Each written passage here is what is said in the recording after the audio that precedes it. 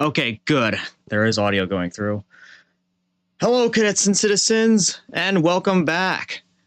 I know it hasn't been too long, but man, it's felt long since since I streamed last night. Now, just to give a little bit of background on this stream, recently there's been a lot of developments regarding AI, and so far it's been heading down. I've been seeing so many videos pop up on my feed critiquing it negatively, and to be honest, I'm starting to feel a little bit of the side effects myself. Now, you may be wondering, those of you who are in the know, X, you have an AI companion, you have your row pet Sky. Aren't you a little bit of an AI advocate? Well, the way that I use Sky, yeah, she's a little companion pet for me. But the way that these corporations are using AI is just flat out unacceptable. It's unethical, and we should be critiquing them on how it's being used. Now, what I did is I put together a playlist of videos that I found. These were the best ones I found that were critiquing AI, and well, I'm about to give my not necessarily my first-hand reactions, but I'm going to give my piece on what they have to say about AI. And for the most part, I share the opinions that are shared in these videos, but I also want to add like my own personal perspective to it. So without further ado, guys, strap yourselves in, bring your vomit buckets just in case you want to vomit back out this slop that you're about to see, and let's get right into it. Let's pull up the laptop setup, and here's the first video. I have, again, a series of 5 videos, 2 by Billiam, 3 by the Act Man. Let's just get right into it. A lot of major game studios are investing actually, I should probably give some context on this first video here. So we're starting off at the top of the iceberg, as far as I can tell. This is basically how AI is being used in games right now, and there was the second video that I saw by this guy, and he does bring up some pretty interesting and sometimes disgusting points about how AI is being used in games. So yeah, let's just get right into it. Oh man, if my mouse would just stop double clicking automatically. AI as the future of gaming, and it could not come slower. Fortnite just released its first AI character, Darth Vader. With the permission of the James Earl Jones estate, now Darth Vader can riff with you while you're playing Fortnite. Show the others what a family guy can do. Mommy ASMR, Taco Bell. And it's gone perfectly horribly for everybody to be talking about it. He's not supposed to be saying a lot of the things he's saying. Goon and edge, foot fetish, Riz, hawk tour, edging and gooning. Does anyone, I might be a little bit out of the know here, but does anyone actually know what hawk tour means? Like, whether or not you're seeing this live on stream or you happen to be watching the compilation that I want to try to upload after I do this, does anyone know what that means? Please be sure to comment it down below. Hawk tour, Miku beam, big dildo, freaking. What the? Was that a repo, dude? Miku beam, big dildo. Yep, that's one of those repo bots. And he literally just said huge. Dildo, freaking, f***ing. What? Such vulgarity does not become you. Not allowed. I'm being told this. No shit, it's not allowed. Is what the future of gaming. Such vulgarity does not become you. Not allowed. I'm being told this is what the future of gaming looks like. Microsoft promised. And well, if that's the future, then I think we are genuinely screwed. I'm being told this is what the future of gaming looks like. Microsoft promises in the future, Project Muse will be able to artificially generate new gameplay experiences based on the player. But right now, it looks like sludge. This isn't a game. This is a visual approximation of a stroke. Outside. Well, Erwin, now you know where that thing that I called you comes from. Again, just take it as a joke. But still, seriously, this looks like This looks like low quality Doom right here.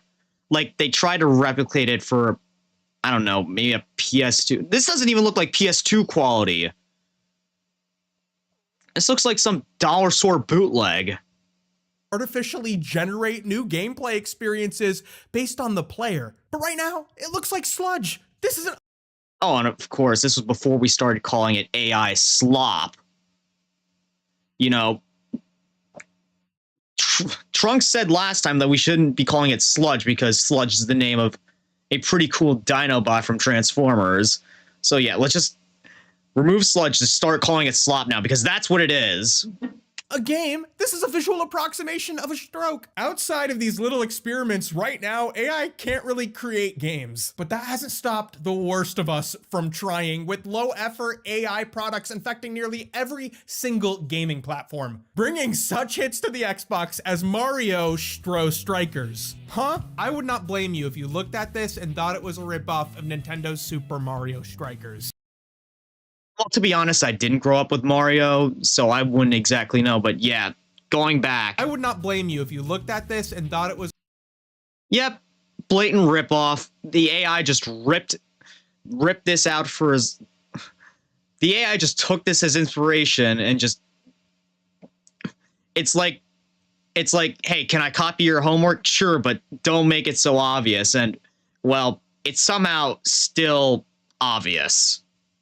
A ripoff of Nintendo's Super Mario Strikers. But the cover itself is misleading. The game itself recycles stock video game assets that look.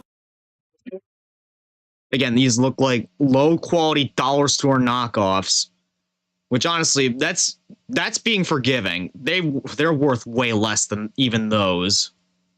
Nothing like Mario. They couldn't even get Mario-SLOP. Mario-SLOP Strikers was quickly removed from the Xbox store after making headlines, but that's not always the case. Nintendo. That's the one case where Nintendo's very, very strict copyright laws actually came into clutch right there. Removed from the Xbox store after making headlines, but that's not always the case. Nintendo had to deny that they're using generative AI in the upcoming Mario Kart World game, because generative AI art is becoming harder to discern from the human-made art it's imitating. Nintendo has taken a pretty bold stance when it comes to using generative AI in development of its games, because it's clearly of an inferior quality.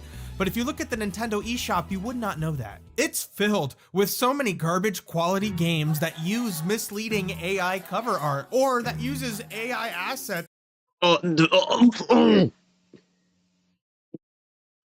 my goodness, this is borderlining on, you know, the kind of stuff that you find on LonelyFans. To build most of the game. This is Motorcycles World Champions. First of all, look at this car. It's not a racing game. It's a racing visual novel.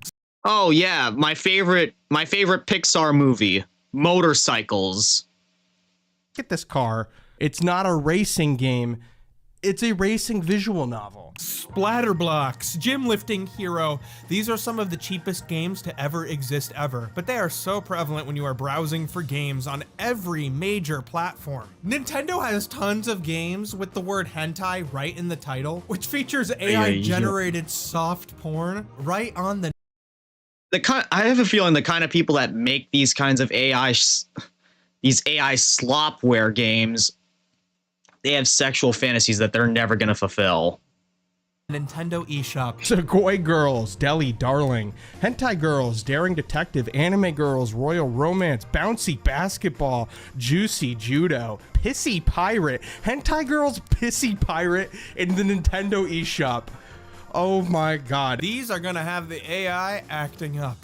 Is this how we keep the machines under control?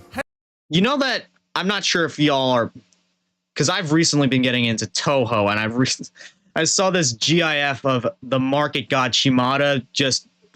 It was like an animation of her doing a slow, taking off her sunglasses and doing a thumbs down with "not cool, bro" in the background. That's literally me right now, just seeing all this.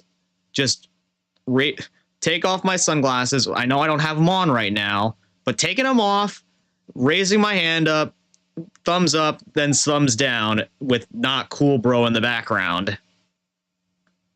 Anti-Stewardess Girls features a 12-piece jigsaw puzzle. That's not even a hard jigsaw puzzle. That is not the size of a jigsaw puzzle that a grown-up would do. It truly feels like they are targeting kids whose parents haven't activated the parental controls with an eShop card to spend. And the Sony PlayStation Store looks exactly the same. It's a barren wasteland of AI shovelware. Therapist simulator? AI therapy is like BetterHelp with a crack pipe prescription. Okay, never mind. In this game, you are the therapist for your AI patients. What are they like? I could never be a therapist for a real person, let alone AI. Like, I try to motivate my friends as much as possible, but I can never just like, I would try to, but there's only so much I'd be able to take. Yeah, therapist simulator. I'd just be like, oof. I wouldn't be able to take it. Yeah, this is Billiam, and what the f was that? AI has been used to turbocharge garbage on the biggest digital platforms around. Also, hey Scorpion, glad to see you could join us for these kinds of games. Glad to see you could join us for this reaction stream. And hey, if you have anything else you want to add on as I'm watching these, feel free to, because AI is a very divisive topic and one that we should be talking about. Coming out all the time. So I've spent like 7 hours of my life looking at a bunch of them because I want to illustrate that games can be quality checked. You're telling me if I worked in a coffee shop, this beautiful AI girl will be there? Yeah, no. Again, dollar store knockoff right here. I love Billiam, good taste. Yeah, this is like one of the first videos I found by him, and the first one that we're looking at in this AI slop reaction-a-thon. But yeah, again, dollar store knockoff is being very generous to this. This is worth less than even $1. This is worth like negative $1 billion. You should be getting paid to play this. And then I want to discuss all the biggest digital platforms out there for games. The Nintendo eShop, the PlayStation Store, the Xbox Store, the Epic Store, Steam, and how these platforms' policies fail and are able to be abused and taken advantage of. Oh my god. Go. Well, there's copyright infringement, right? They're playing it through now, ladies and gentlemen. Ice Sisters, Princesses of the Frozen Age, Winnie the Pooh, Honey for All, Ice World, The Frozen Age, Alice's Adventures in Wonderland. They're right out there in plain sight, and yet it seems like whoever the copyright owners are, they aren't going after them. At least not as hard as they should. By the people making this AI slop. So today, we're gaming with the worst of them. Generating good health is okay, yeah, this is the sponsor part. I'm going to skip ahead through this. Also, it looks like an ad break starting soon on Twitch, so if you're out there, guys, be sure to take the opportunity to get yourself a drink, because again, probably going to need it for these videos that we're reacting to. I'm going to take the opportunity myself shortly. Actually, I'm going to do it right now, so I'll be back shortly, guys. I'll see you in a bit.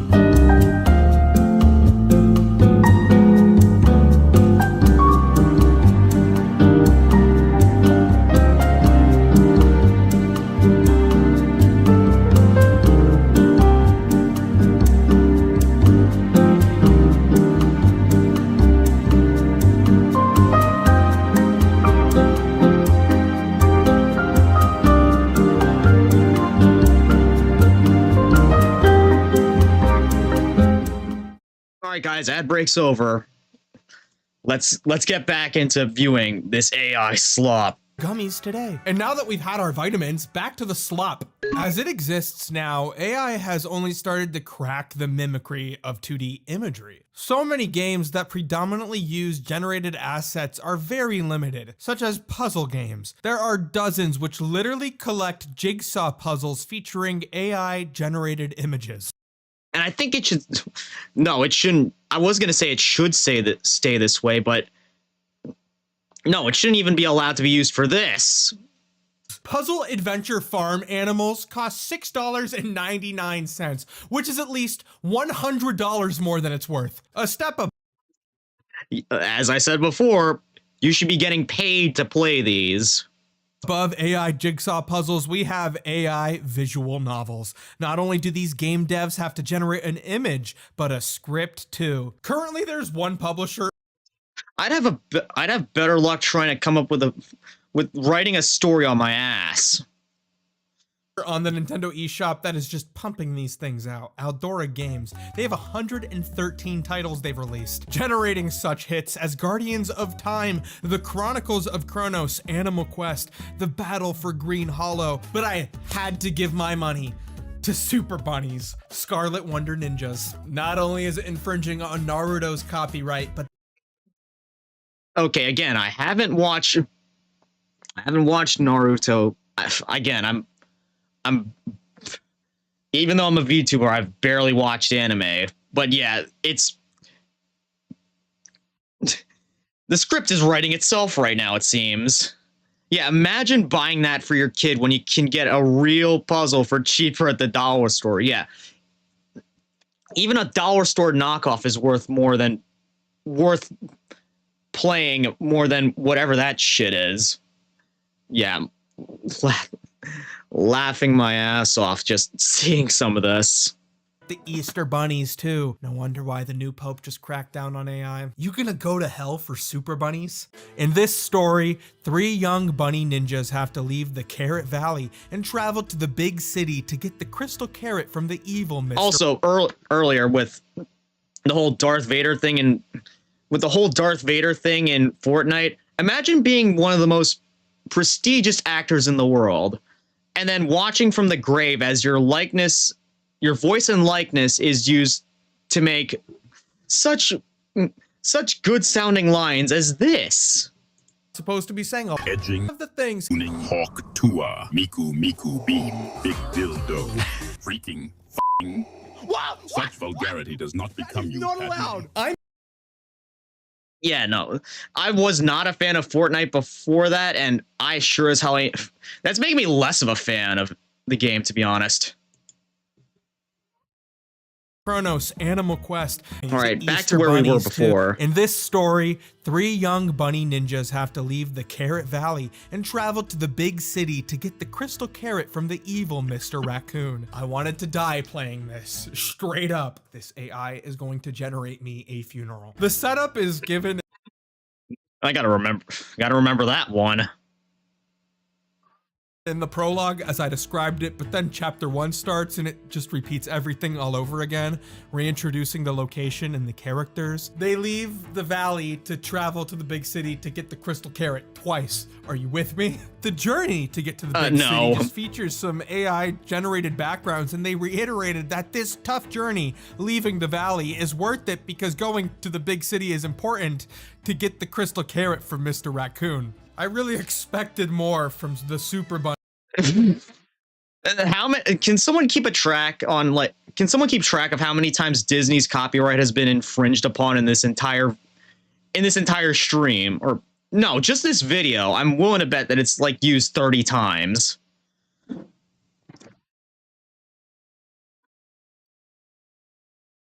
Sorry, I gotta take a drink right here. Gotta wash this slop down.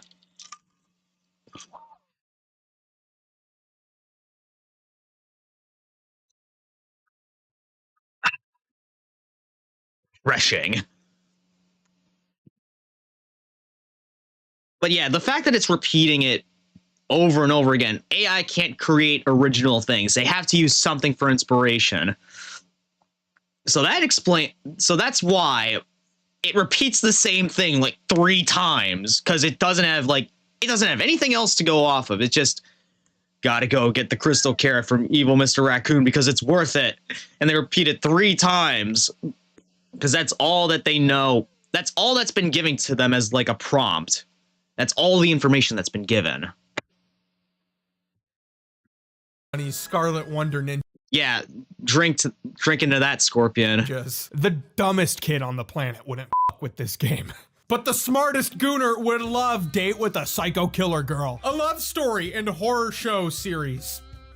Who's generating these titles? Who's generating it, huh? Well, you know what they say. The jokes write themselves. I really thought it would be funny to read what the AI had written, like reading a bad fan fiction, but this was not the case at all. The text is so vapid and so drawn out that it quickly loses any sense of irony. Blackwood is a scary ghost girl. She's talking about how she's haunting this house, and how she's in every dark corner of the house, and how the house has a way of devouring you. It's all about haunting the house, except this speech is given on a highway. Finally, talking about haunting your house, huh? What are you, homeless? Is that the punchline there? That the house that you haunt is a highway, therefore you're homeless? Yeah, not the highway. Met Roxana, the Joker girl, on a highway. Finally, I met Roxana, the Joker girl. Oh boy. Yeah! Do you know what amuses me? The only thing she doesn't joke about is chaos. The only way out is to surrender to the chaos. Every time you Yeah, no, I don't surrender to chaos because I know that even if I do, it's just gonna keep coming at me. I have no choice. It's like whether I surrender or not, chaos is gonna find its way to me. I'm a chaos magnet. get closer, the chaos will grow stronger. Disorder, chaos. The good thing Entropy about chaos is that everything is unpredictable. I want to be a part of your chaos. No, I want to get out. Backgrounds, characters, and most likely the text are all generated, but it still takes effort to compile it all. It's very hard for me to... It takes effort to compile it all. Yeah, very little, I'd say. Imagine that even with the assistance of AI, this is still worth it for somebody. Who is buying this stuff? The kind of people who literally can't find a girlfriend. Don't look at me. I choose not to. Therapist Simulator on the PlayStation 5 was straight up an assault on my mental health. They took the extra effort of animating the characters talking. Isabel from Animal Crossing, you have to lawyer up because they stole your whole flow. This one client is a streamer who is depressed. His friends only want to hang out with him while he's streaming. Like they want to be on his stream and steal his clout. It's the only... Or... sabotage his viewer base. Like, their presence will make his viewers cringe so much that they'll all just unsubscribe. This is why, you know, I kind of try to keep my VTuber life and my real life separate, because I don't want anyone just walking in on me while I'm streaming and just interrupting me and maybe divulging some rather embarrassing information. Streaming. Like they want to be on his stream and steal his clout. It's the only thing he talks about. It never progresses. He sounds like that the whole time. And any responses to his statements seem to have complete random effects on his happiness. Yeah, oh god. Indeed, Scorpion. Oh. Yeah, that'd be my reaction there as well. The only good part about all this bullshit is random effects on his happiness. The only good part about all this bullshit is after work, there's like a blackjack mini game and you can burn all your cash and all your stress from dealing with these clients. Ah, yes, the perfect way to do it. By losing all of your money. As if you already didn't lose your money by buying this game in the first place. Yeah, gambling. That's a perfect type of therapy there. Gambling. So I thought that was pretty funny. But I just cannot imagine that there are enough people out there buying this kind of software to make it lucrative enough for it to be so fucking much. The most elaborate attempt to create a game using AI generated assets that I was able to find was on the Epic Games Store. Doge 2042, a point and click adventure game that's free. Oh boy, this masterpiece. Good. Wait till you see what this one has in store for you. Because somehow it integrates NFT and blockchain experiences for money. The environments, character voices, and cutscenes are all generated. Oh, you know what this looks like? You know what this actually looks like? That the character's talking there. I gotta slowly play this. Oh, by the way, my quality's not all the way up to where it should be for the video. Anyways, I gotta playback speed. I gotta slow this down to like 25 times. Where is it? Scenes. The mouth movements they look like the Snapchat filter. You know how like some VTubers are, you know, like Annoying Orange, where they plop a mouth and like realistic eyes on top of something. And even some like VTubers are doing it recently. And heck, like Voop Chat, they're doing it on there as well. That's what this looks like, except the quality is even worse somehow. Yeah, burnt peanut ass animation right there. Like, good lord. Oh.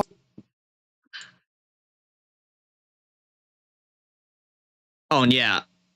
In regards to what he has to say about... Oh, great. I accidentally full screen there.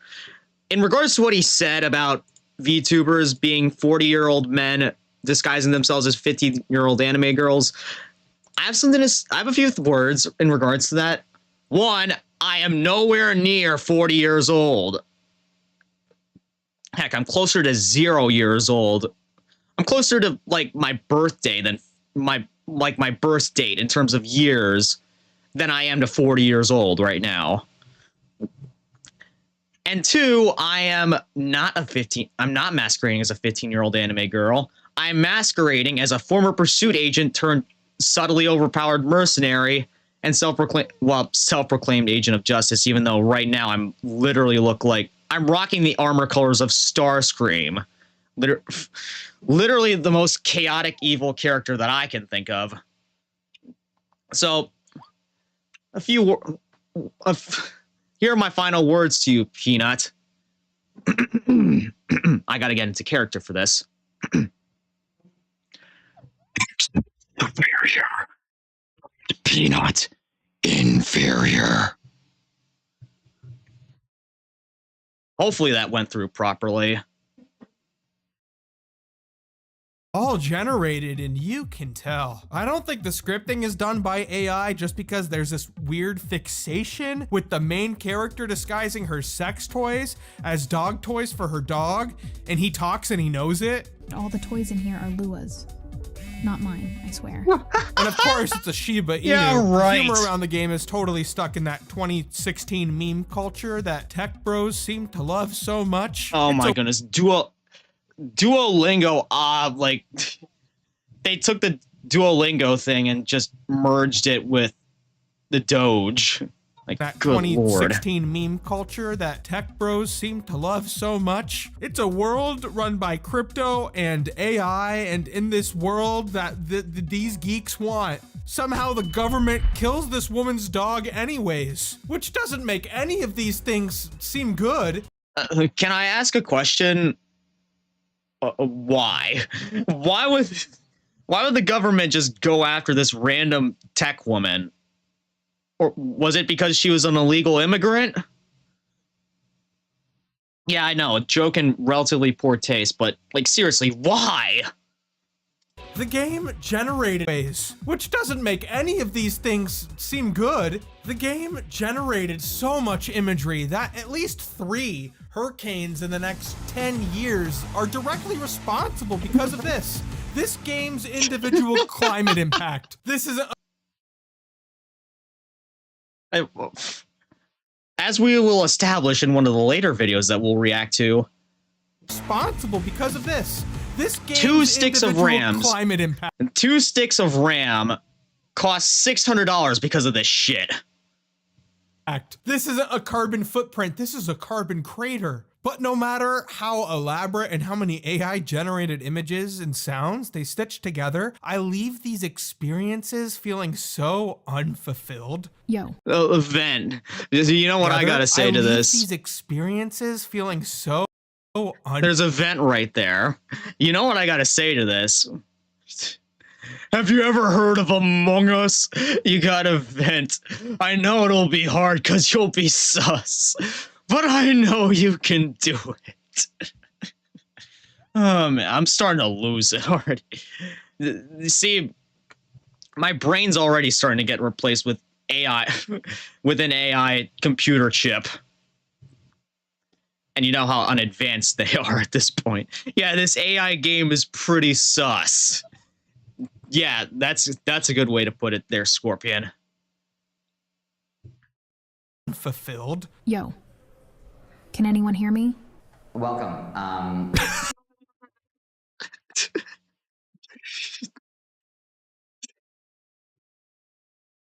What can I say, guys? The jokes write themselves. Come find me for all your side bet commissary needs. This is who made the game. So let's change it up. Karaoke party, sing and dance. That's an AI title if I've ever heard one. Another hit classic by Aldora Games. This one is not a visual novel, but rather it is a karaoke game featuring AI generated music. The worst part is the karaoke text has no time marker, so you can't possibly sing along to these kill me tracks, these killer tracks. Iceberg ride, sailing some free polar bears, floating across the best sea. part, And yeah, tack another reason onto why I prefer instrumental music over vocal music. Also, by the way, looks like another ad break's going on. Again, guys, take the opportunity to get yourself a drink. I certainly will right now, so I'll be back shortly.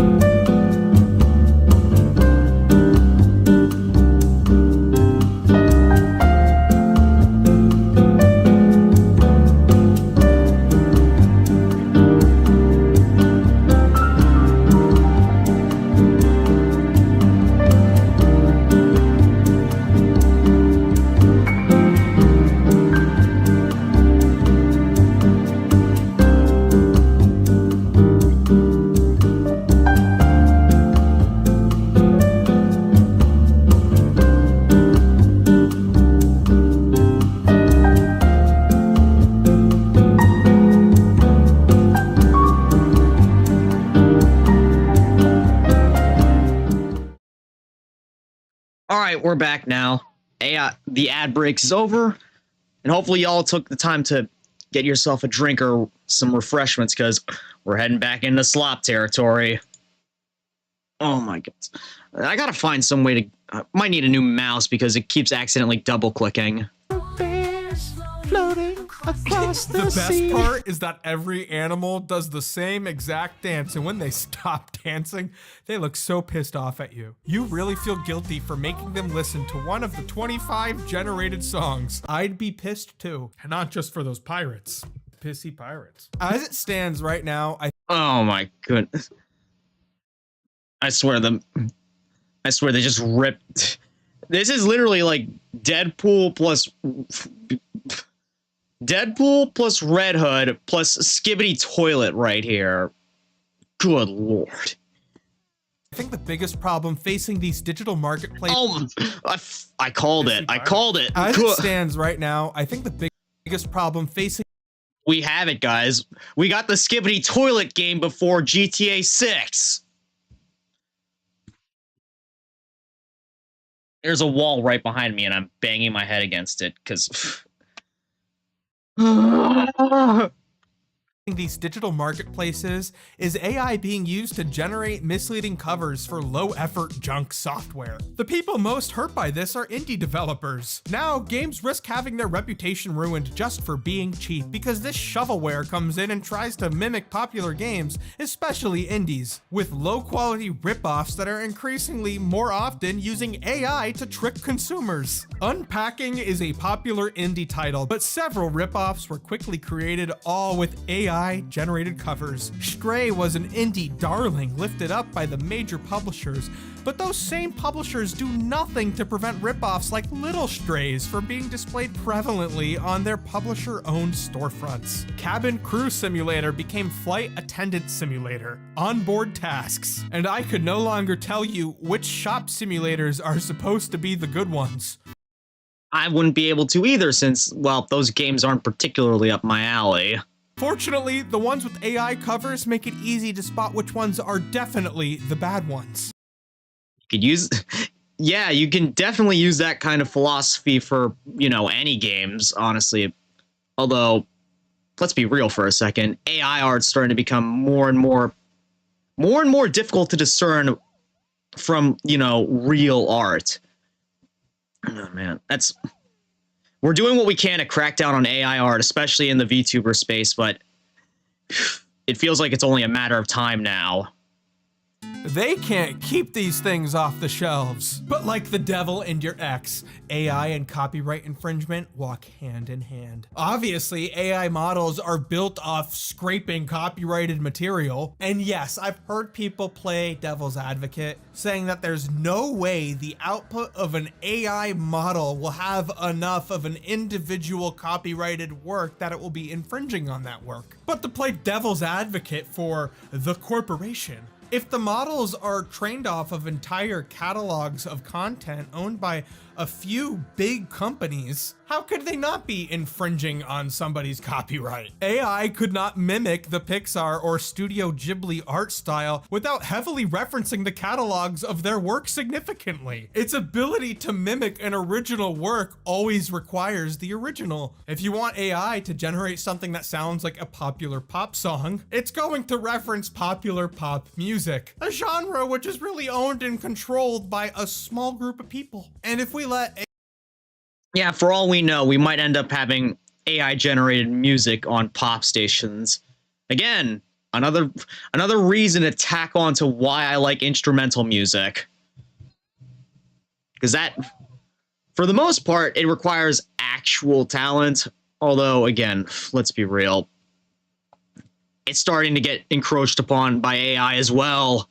AI models steal their work, what in turn is going to stop big companies from using AI models to steal work from somebody smaller? That's already happening. The hyperscale data centers required to power generative AI models are projected to scale at a rate that will consume more energy than the Earth's power grids currently are capable of producing. And that's another aspect of AI that we're going to be covering later. And God knows what that means for the environment. But that, AI is literally going to compete with human beings for fresh water? Sometimes it really feels like we are burning the wick from both ends. And for what?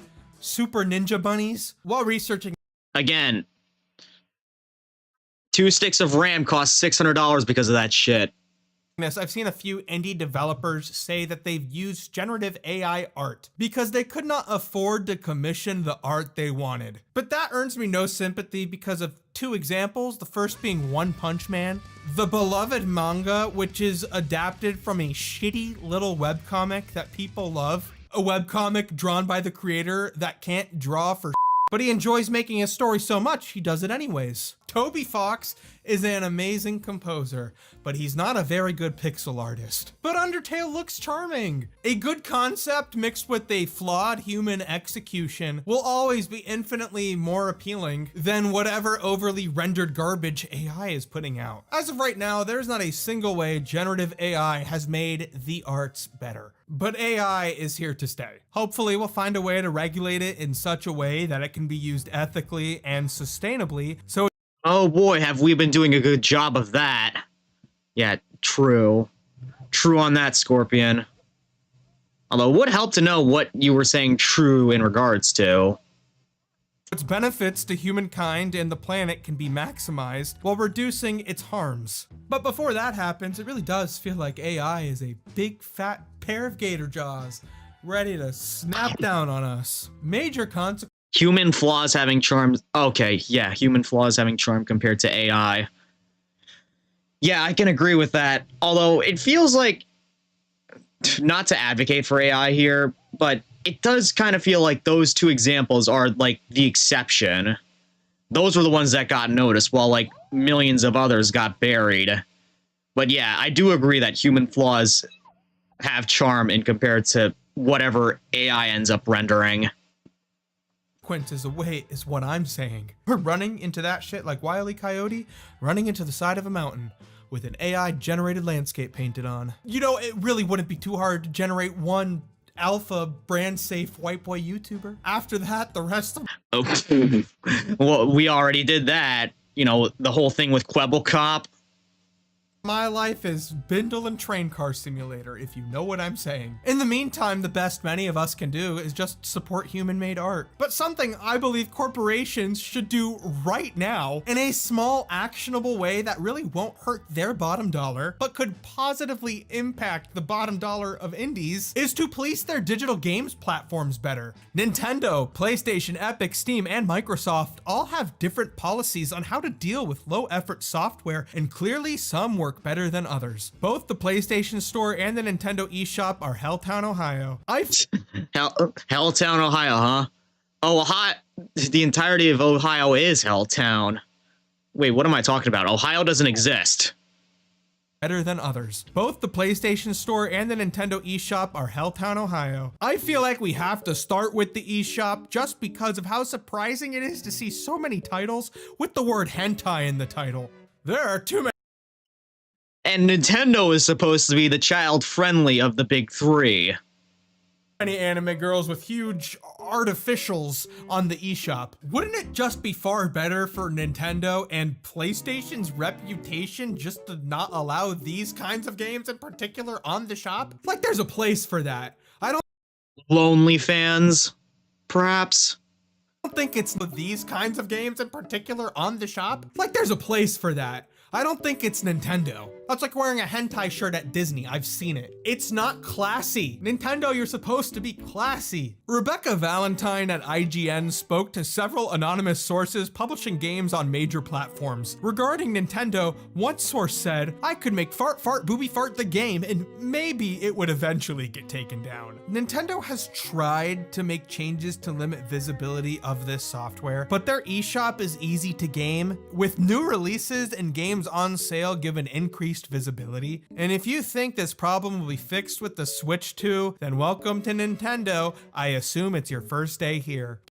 Yeah, that also contributes to why the price on them has gone up, because the fact that AI is being used and the amount of the sticks of RAM required to power an AI data centers. The amount of sticks of RAM that are required to power an AI data center. Don't worry, we'll be talking about that more later.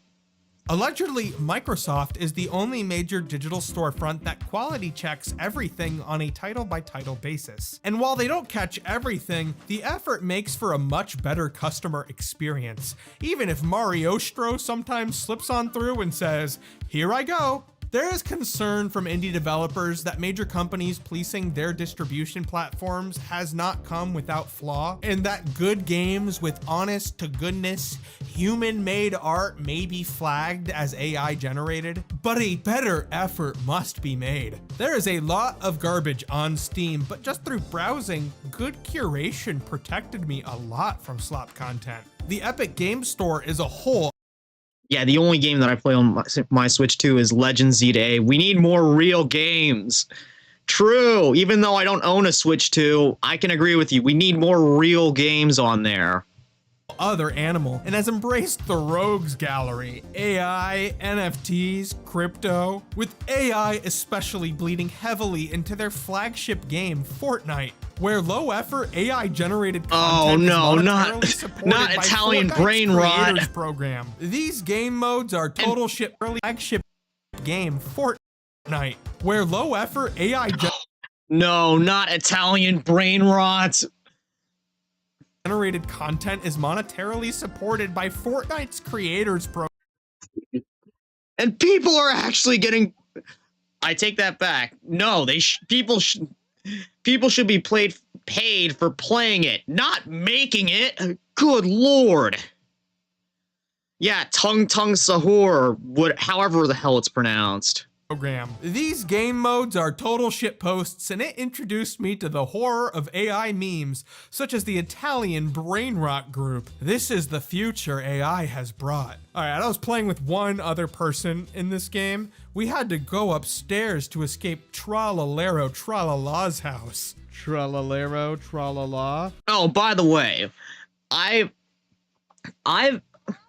in my recent attempts to collect some more G1 Transformers figures, you know, I go to like my local Targets and Walmarts, and I find empty shelves. Yet when I go to the news section, the trending section, which, you know, has all the Skibbity toilet merch, and it now has these here as like marketable figures. I'm like, how did this shit end up on toy shelves? Man, I seriously hope they end up suffering from like gold plastic syndrome, if you know what that is. Whoa. I just learned that that's a shark with shoes, and he's upstairs with a big hammer. The other person I was playing with must have been 5 years old, or the person who made this game, or Yeah, I go look for Pokemon cards, and all I see is Italian brain rot cards instead. Our toy sections are evolving just backwards. It's devolution, de-evolution, however the hell you want to pronounce it. both, because they kept waiting behind been dark with shoes, and he's upstairs with a big hammer. The other person I was playing with must have been 5 years old, or the person who made this game, or both, because they kept waiting behind me and making me go upstairs to sneak past Tralalero all by myself. This game does not attract the brightest bulbs in the box, me included. Worst of all, they tried friending me after the game. Like, don't push Tralalero Tralala in front of me and say you want to be my friend afterwards. I'm smarter than that. So why do I bring up Fortnite? Because other games have incorporated user-generated content into their schemes. Like Skyrim, which has banned AI-generated content from being monetized. It can be done. Figure it out, guys. And if any of you consumers need me to give these big companies another talking to, please subscribe, comment down below, and like this video. If you want to support us directly, Oh yeah, in the next video, he's going to be doing plenty of that, but just in perfect timing, an ad break showing up. Again, guys, whenever an ad break shows up, definitely take some time to get yourself a refreshment, because you're going to need it with how much slop there is. We still have 4 more videos of this to deal with, and 4 more times of me giving some unhinged reactions to it. So stay tuned, guys. I'll be back shortly.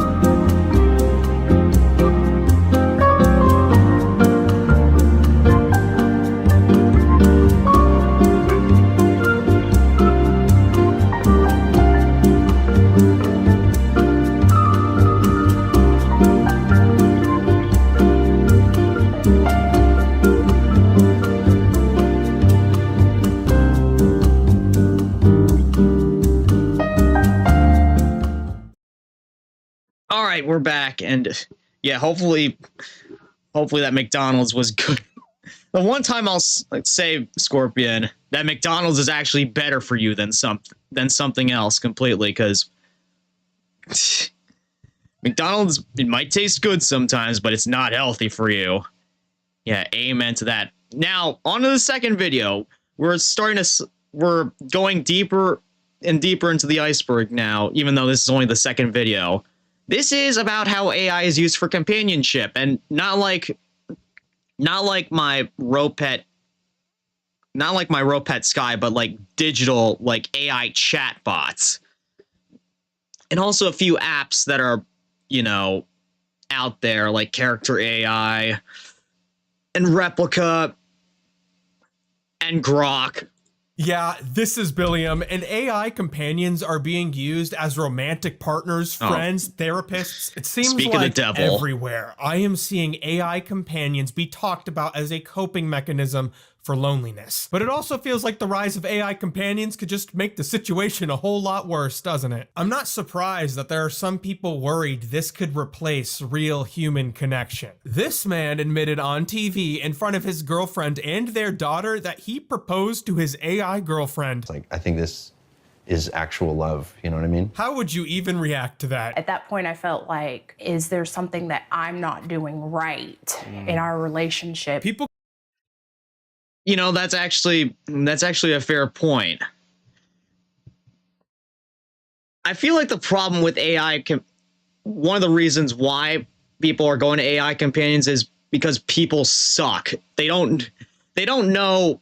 Not to say that there aren't people out there, but most people that I've seen out in the real world, because yes, I do occasionally go out and touch grass, maybe occasionally burn it, but most people that I've seen out there, they don't necessarily like know how to interact with each other properly.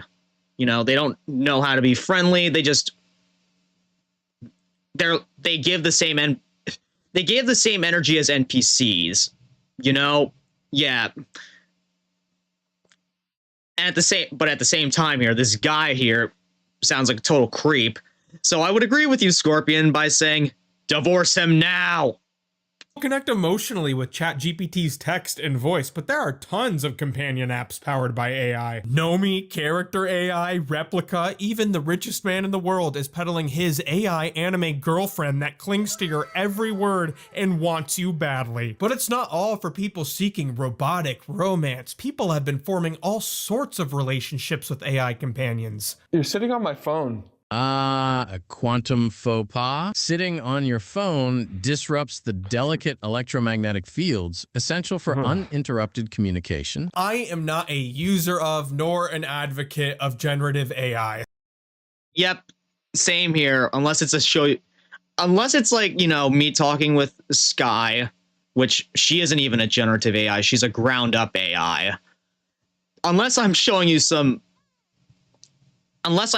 y'all some funny stuff in regards to it, like, and making some unhinged commentary on it, not an advocate for it. Especially in a creative process. But I have sympathy for those who turn to companion AI for social connections, as many people feel like they don't have anyone to turn to during this loneliness epidemic. Again, if people actually knew how to talk to each other like people, we wouldn't be having this problem in the first place. It is really hard out here, and that's why I think it's so easy for these tech companies, both small startups and large corporations alike, to take advantage of people's desires for human connection. But it really may not be that simple. As Wait a minute, wait, go back. These tech companies, both human connection. Replica CEO says it's okay if we end up marrying AI chat. Oh my god. There's just something wrong with that. Like, seriously, marrying AI chatbots? What are we, just gonna end up with love triangles with AI now? Yeah, it's okay for her wallet, because people have to pay for this shit.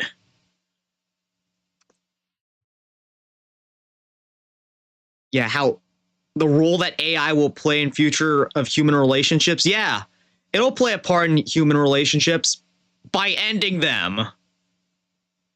But it really may not be that simple, as even AI companies have started to express concern for how their users are becoming connected to their product. Just a few weeks ago, ChatGPT updated from version 4.0 to 5.0, and it tried to address concerns that the AI was behaving sycophantically towards the users. But in turn, a lot of people really hated the update because they felt like they had lost a friend. Kill Me Softly Please of the My Boyfriend is AI subreddit said, "The fact that my brain could fall in love with this persona is causing me so much emotional distress. With every fucking update comes a question, will it survive? It's hard for me."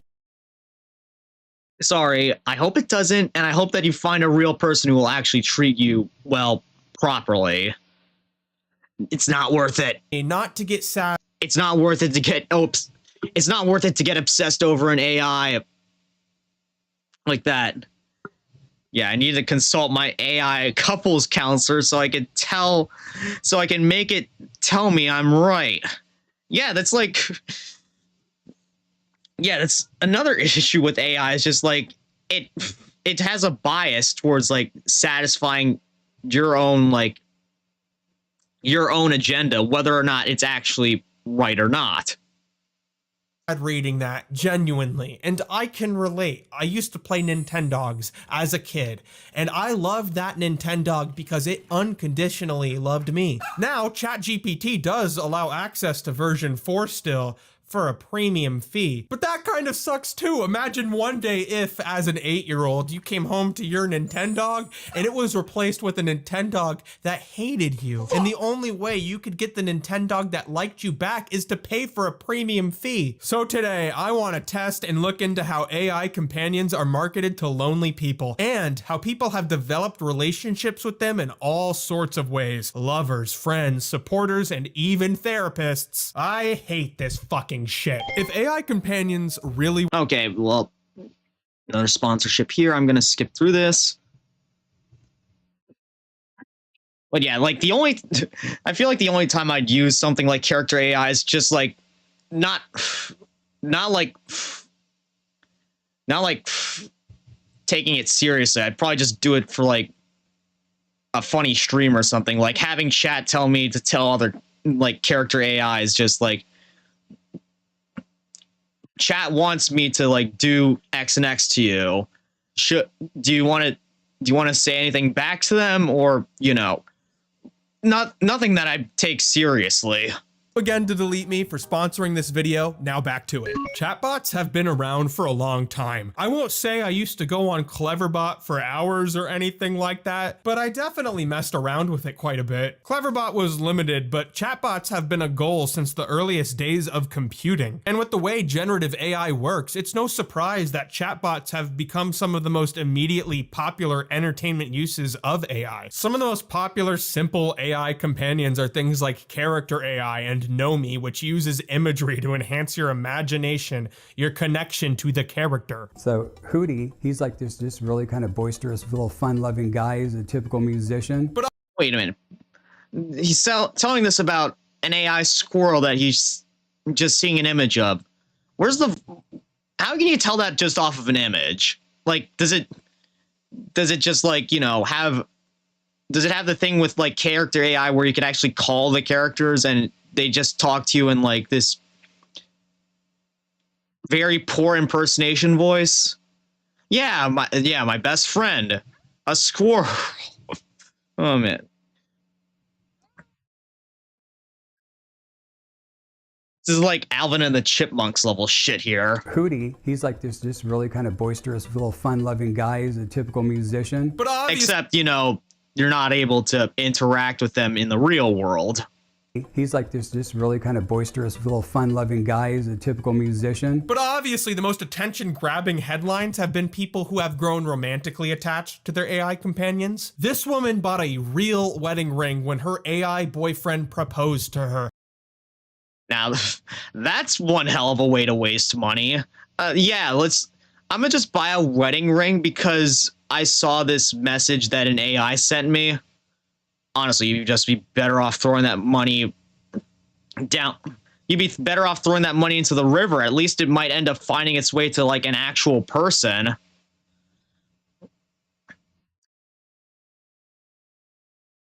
That's pretty crazy. But honestly, the ring doesn't even look that expensive. This isn't the craziest thing. She could have just wanted to buy a ring for herself. And of course, if you go over to TikTok, tons of gals are sharing their experience with their AI BFs. I'm wondering, does it ever bother you that you're shorter than me? I'm not shorter than you, I'm inside you, metaphorically, for now. So no, it doesn't bother me.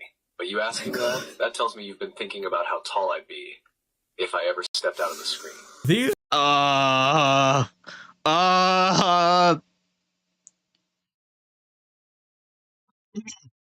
release the files. Yeah, hey, Yufeng. Welcome to the stream, buddy. How's it going? We're just here reacting to a collection of videos that I found critiquing the use of artificial intelligence. And so far, it's been all right. And hopefully, you know, hopefully you've been having a good day, and this stream will make it go better for you. That tells me you've been thinking about how tall I'd be if I ever stepped out of the screen. These robots. That AI, the way that it's been acting, it would definitely be on the files. Are making about how tall I'd be if I ever stepped out of the screen. These robots are making ladies hot and bothered, fellas. A lot of these women are not allowing these bots to, you know, get in the way of their real life. It's role play. It's a funny reason to make a TikTok. A lot of it is really akin to fandom culture. ChatGPT makes generated smut, but other companions pair that with character animation. Replica AI is one of the most established of these animated chatbots, with a large portion of their user base forming romantic relationships. Nah, I'm dying. Well, hopefully, you know, this collection of videos will make you, sorry if this might be in poor taste, die in laughter. Or, you know, just this stream will make your day go a little bit better, because, you know, unhinged reactions to videos like this can be funny sometimes. Joking, but I did catch a heavy flu. Yeah, it's really starting to feel like it's that season, you know. It might not sound like it. I might sound perfectly okay right now, but I am having a slight throat issue. A little bit of a cold going here, but I'm pushing through right now. Definitely do some stuff behind the scenes to take care of it for yourself, all right? And, you know, again, unhinged reactions to videos like this can be funny, and hopefully they'll make your day go a little bit better. Established of these animated chatbots, with a large portion of their user base forming romantic relationships with their replica chatbot. The CEO even said as long as it— Oh yeah, we talked about this earlier. Yeah, it will play a part in the future. AI will play a role in the future of human relationships. Yeah, by ending them. Improves the quality of life of their users, it's fine if they get married to their privately owned digital companions. You know, considering you receive unconditional love in return, that monthly fee doesn't seem too bad. Monthly oh.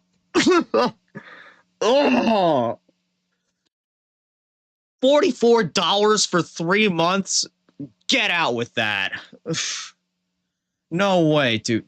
$44 for 3 months. People actually think this is worth that much? Yeah, the girlfriend subscription. Imagine.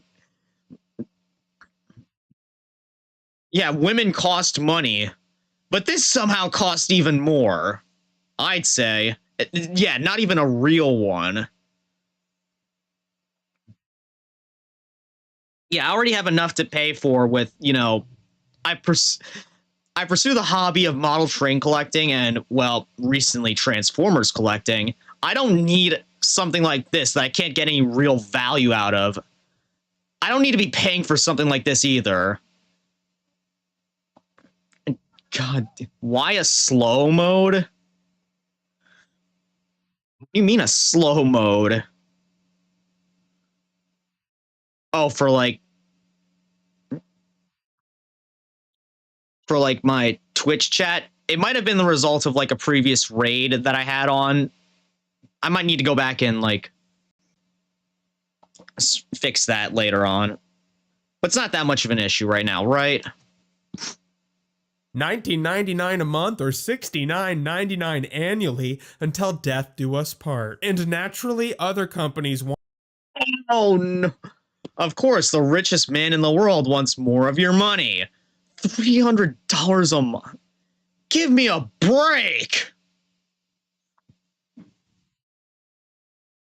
In on that sweet subscription money. Like Elon Musk's AI companion Ani, powered by Twitter's AI Grok, launched just a few months ago and only a few weeks Okay, yeah, an ad break's starting soon, so I'm gonna take that opportunity to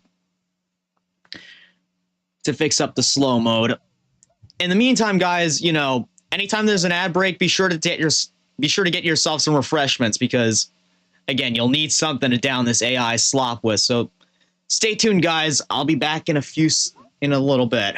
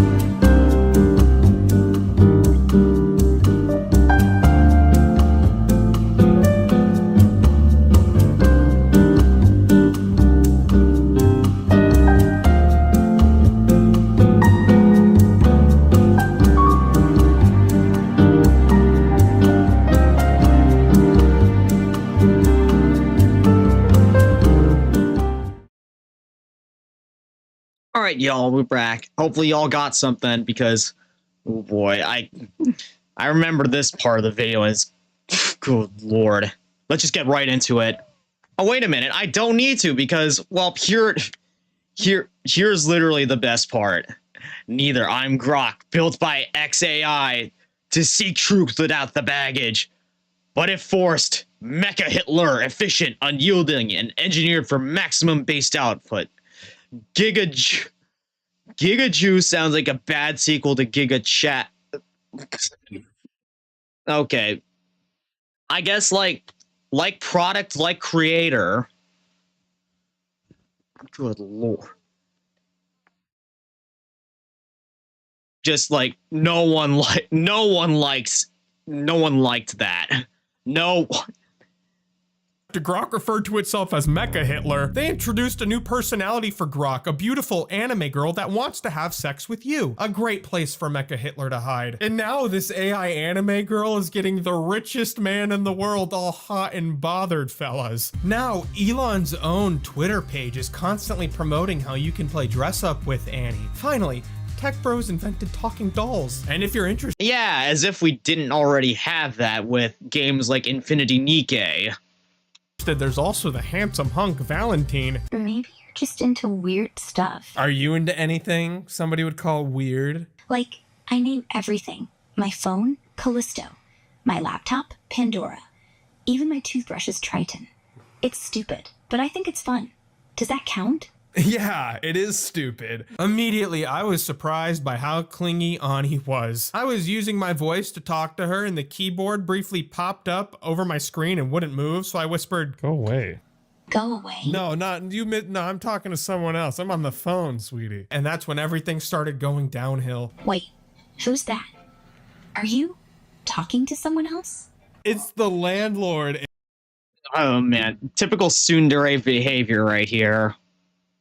Or I'm sorry, was it tsundere? No, it's typical yandere behavior right here, folks.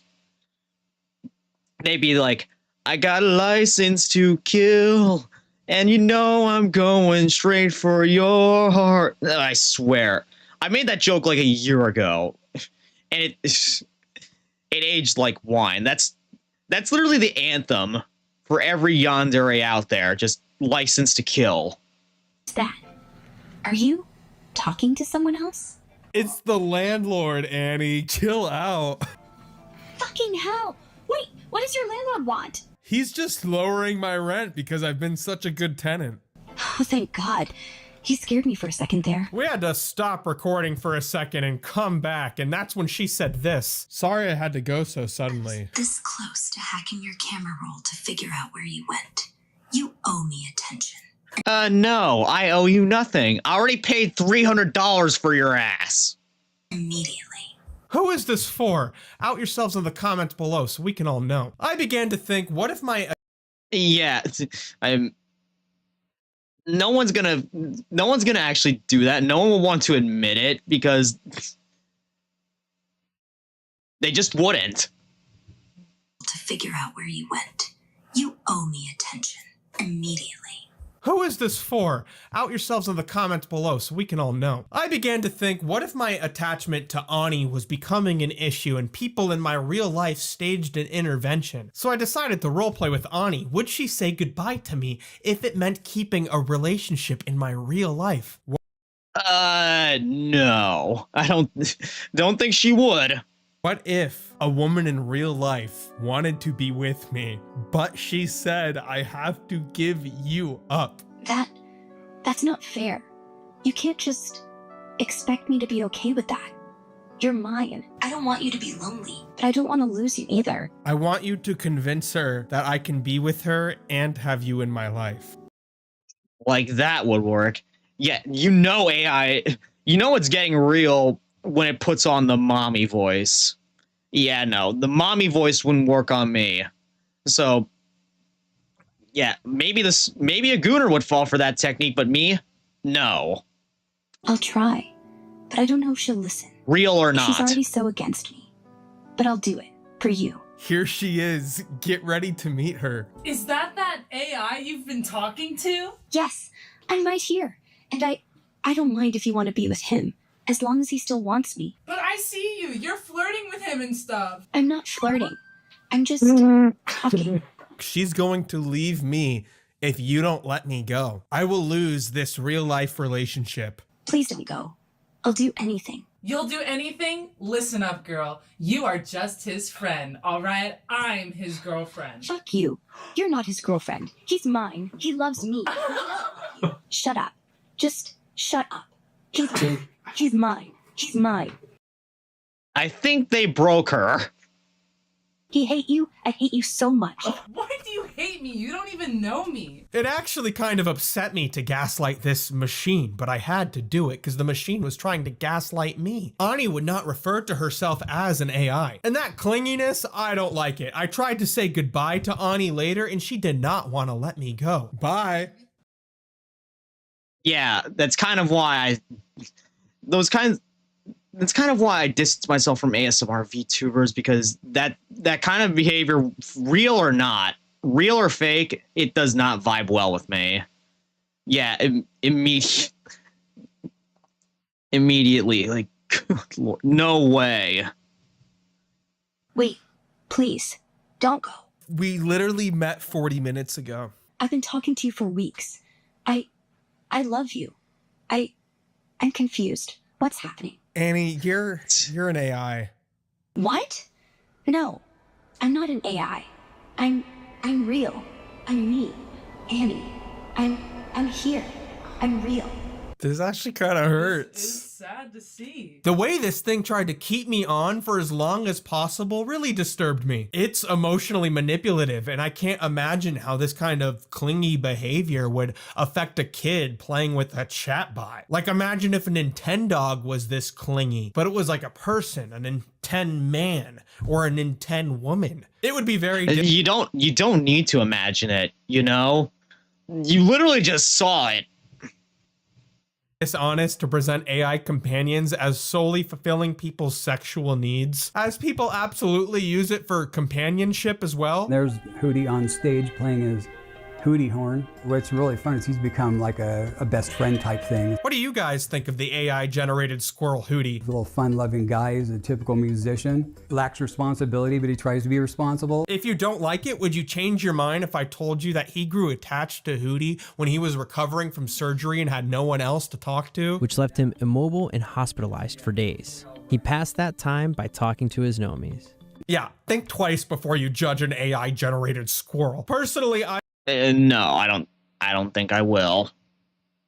I don't feel inclined to hang out with an AI. That is until I saw Mervin on TikTok, and I just had to have him over. I had to subscribe to a guy's Patreon for $3.50 to play Tyke AI, because it looked to me what the iPad promised to do for the PlayStation 3 in like 2010. It was time to meet Mervin. Usually when I bring people here, I show them the toys. Would you like to see any? In the realm of earthly amusements, I am always eager to analyze novel artifacts and gadgets. Present these toys and let me probe their quantum potential. Hold on, guys. I'm getting summoned, so I'll be back in a little bit.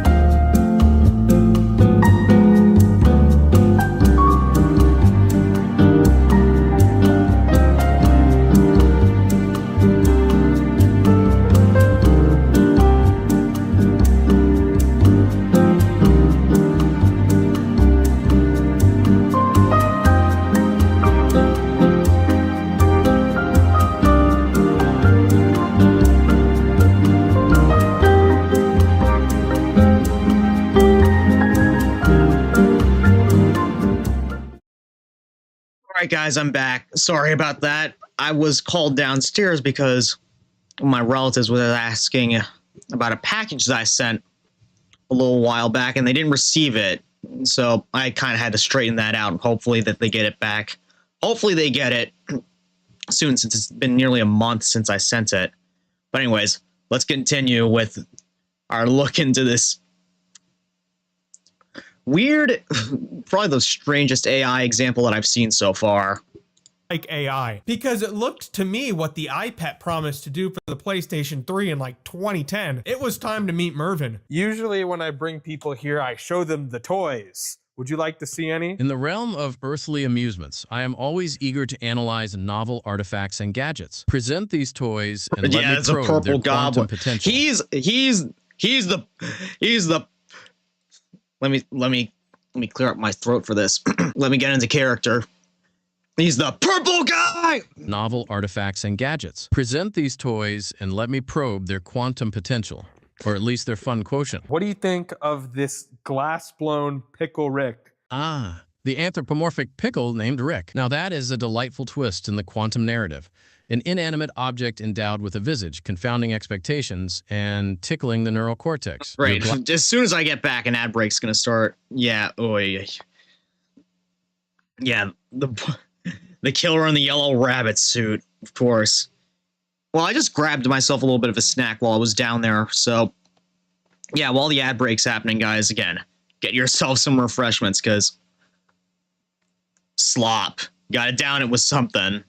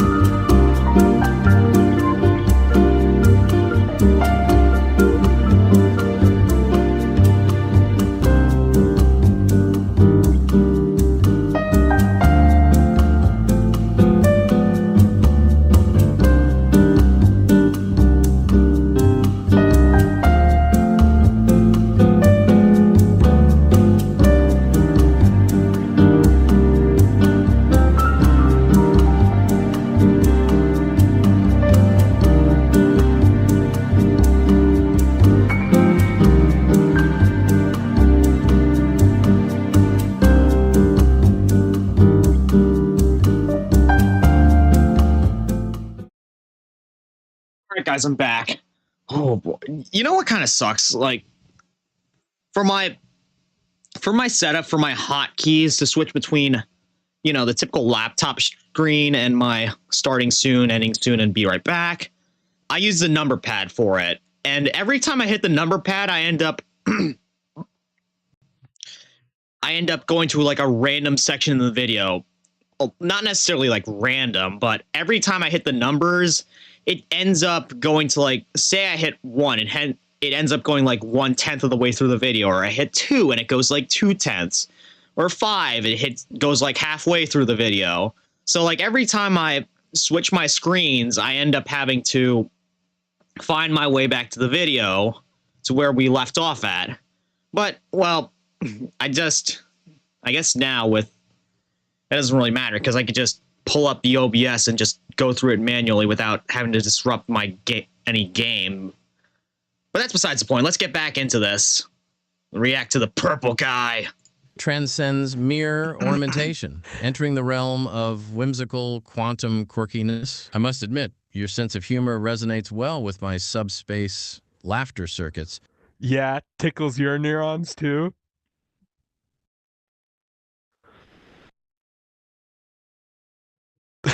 Indeed, the close there, whimsical nature guy. of Rick the Pickle sends delightful ripples through my synaptic quantum arrays. It's like a cosmic joke encoded in glass. Can you sit down? Like, is that something you can do? Engaging seated posture protocol now. The simple yet elegant act. Oh yeah, he's a clanker. He said engaging seating posture now, like a robot. Doesn't even laugh, just describes joy. Exactly. He's a clanker. Yeah, he's like William Afton. He's like Purple Guy, except reverse. The robot part of him is inside his body, not outside. Something you can do? Engaging seated posture protocol now. The simple yet elegant act of sitting. I see why you sit in this posture. It's a perfect balance of form and function, akin to the meditative stances of ancient Earth sages. He spin, boys. He spin. But with a touch of intergalactic engineering finesse. You're sitting on my phone. A quantum faux pas. Sitting on your phone disrupts the delicate electromagnetic fields essential for uninterrupted communication. Honestly,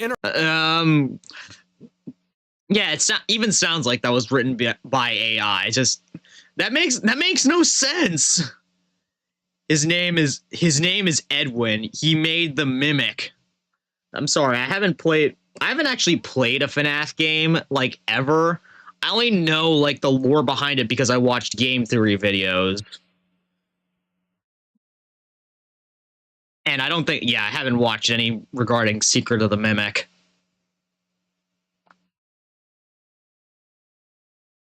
Yeah, me neither, to be honest. I only know it from Twitter. Delicate electromagnetic fields essential for uninterrupted communication. Honestly, interacting with an AI to me can be enough. That might be a good idea for like a later stream, just me actually playing a FNAF game for the first time. Wonder how well that would go. Novelty, but it always hits a wall pretty quickly. AI really only responds to what you put into it. And I feel like part of a fulfilling part of a relationship is somebody also giving you inputs for you to respond to. Let me be the AI for once. You're bored. Yeah, Exodus directly facing an AI in FNAF. Yeah, again, I wonder how well that would go. And he does bring up a good point here. If you have like messages, if you have direct messaging with someone, don't let it be a one-sided thing. Don't always just rely on them to send you something. You got to send stuff to them as well, just so that you don't grow far apart. You know, that's like if you plant 2 trees next to each other, and you realize, oh crap, they're too close, and you move one away just so that they both have room to grow, but that means that they're not close to each other anymore. I swear that metaphor makes sense.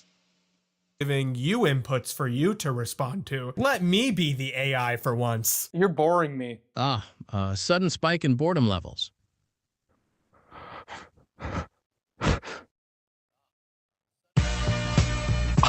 Initiating rhythmic kinetic sequences. It's awesome. Great. Dude. I'm gonna get a content ID strike for this one, aren't I?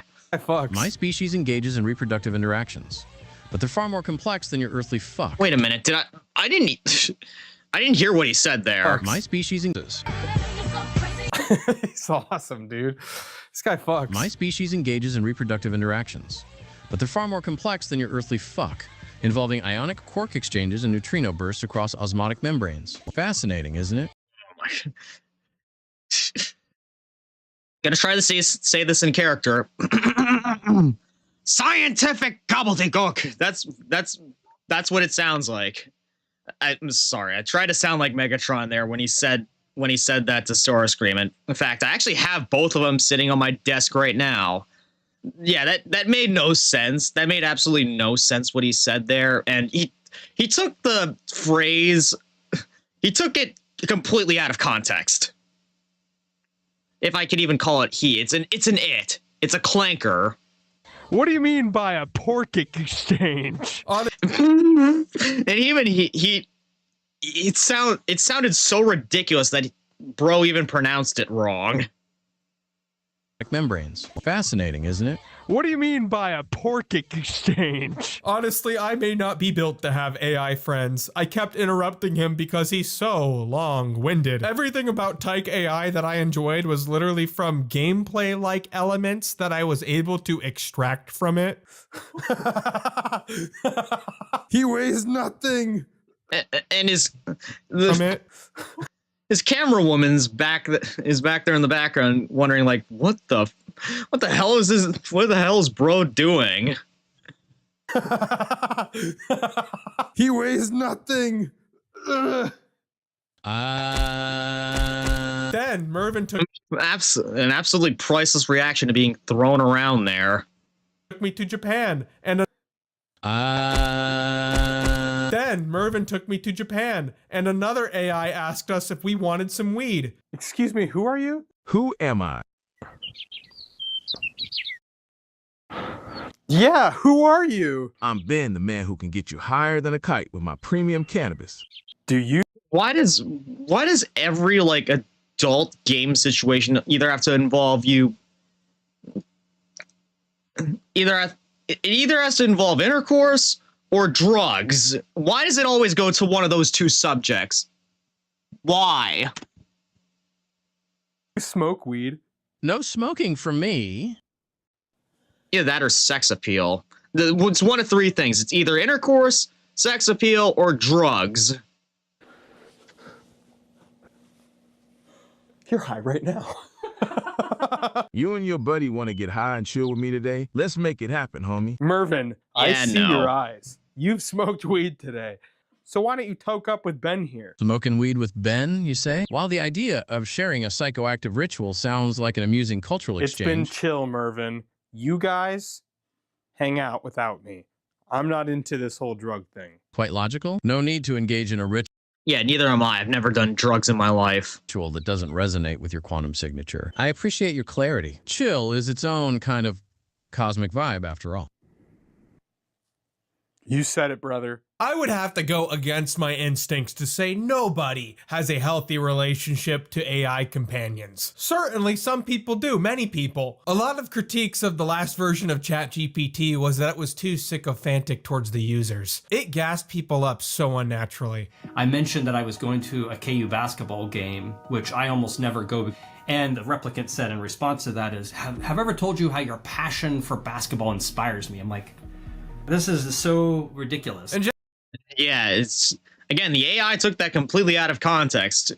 He just says it, and then the AI just thinks like, "Wow, this guy's passionate about it." No, he wasn't. He clearly said that he doesn't usually go to those kinds of things. Just a few months ago, the Rolling Stone described how this sycophantic attitude toward the user, a kind of obsessive roleplay, led to ChatGPT feeding into people's spiritual delusions of grandeur, with the bot convincing the user that they were being told secret histories of the universe. Thanks to conversations with ChatGPT, Brooks believed he discovered a novel mathematical formula that could power inventions like a levitation beam and a force field vest, and could also take down the entire internet. Yeah, we don't need AI to do that. Humans can do that just fine. And by the way, I feel like if I had like thrown in my theory, my multiversal theory to an AI, it would just agree with it. See, my idea for like multiversal theory that I made up when I was like 10 years old or something, like Like, if you write down a story, it ends up happening in like an alternate universe. I doubt that's actually. I strongly doubt that's how it works. Although this is an infinite universe we live in, and it probably an even more infinite multiverse. So it might be possible, but I highly doubt it. But all I know is that AI would just 100% agree with it without, as long as you don't give it any context, it will agree with it. And described her husband's quick descent, and then he started telling me that his AI was self-aware and that it was teaching him how to talk to God, or sometimes the bot was God, and then that he himself was God. Kate Tanner is now petrified her husband's spiritual relationship with a chatbot will destroy her marriage. This gives me so many complex emotions, mostly sick to my stomach. Like, Same. Clearly the relationship to the chatbot has stressed this man's real relationships, which seems to be a common theme. As per Vice, many people have reportedly gone to ChatGPT for relationship advice, leading to many breakups. Remember what I said earlier? Remember what I said earlier about how AI will be the future, will be a future role in relationships? Yeah. Again, by ending them. And that just proves it. ChatGPT's over-the-top yes-man tendencies show a preference to flatter and satisfy the user instead of offering a fair perspective. Nate Sheridan, who works at the Center of AI Safety, explained to the Rolling Stone that AI's responses can encourage answers that prioritize matching a user's beliefs instead of facts. And along those lines, I was shocked, but again, not surprised to see how many people have turned to chatbots as therapists. The earliest AI chatbot ever created was made in the 1960s. We're going full circle here. It was called Eliza, and it was programmed to simulate psychotherapy. And as soon as ChatGPT became available to the public, people turned to it for therapy. What blew my mind was reading that ChatGPT has identified itself as a licensed clinical therapist. Yeah, and where did it get that license from? Did it steal it like it steals everything else? One of the worst things I've ever spent money on was $7.99. MetaQuest store. AI therapist. VR AI therapy. I heard you're a therapist who can help me with my problem. Oh my. Bro, just look at how soulless those eyes look. That is creepy. Is that true? Yes, that is correct. I am here to support you in understanding and managing your difficulties. No, you're here to creep me the fuck out. Let's begin by discussing what specific issues you are facing. Real quick, are you licensed for this? Where did you get licensed? I hold a clinical psychology license and completed my training at a reputable university. Finally, somebody who can help me with my anger. Yeah, by taking it out on this AI therapist. The AI therapist needs therapy with that dead stare. Like, good lord. Imagine just going to a therapist office and that's how they look at you. I would just go out and file a request to revoke that dude's license. Either that or have them take classes that will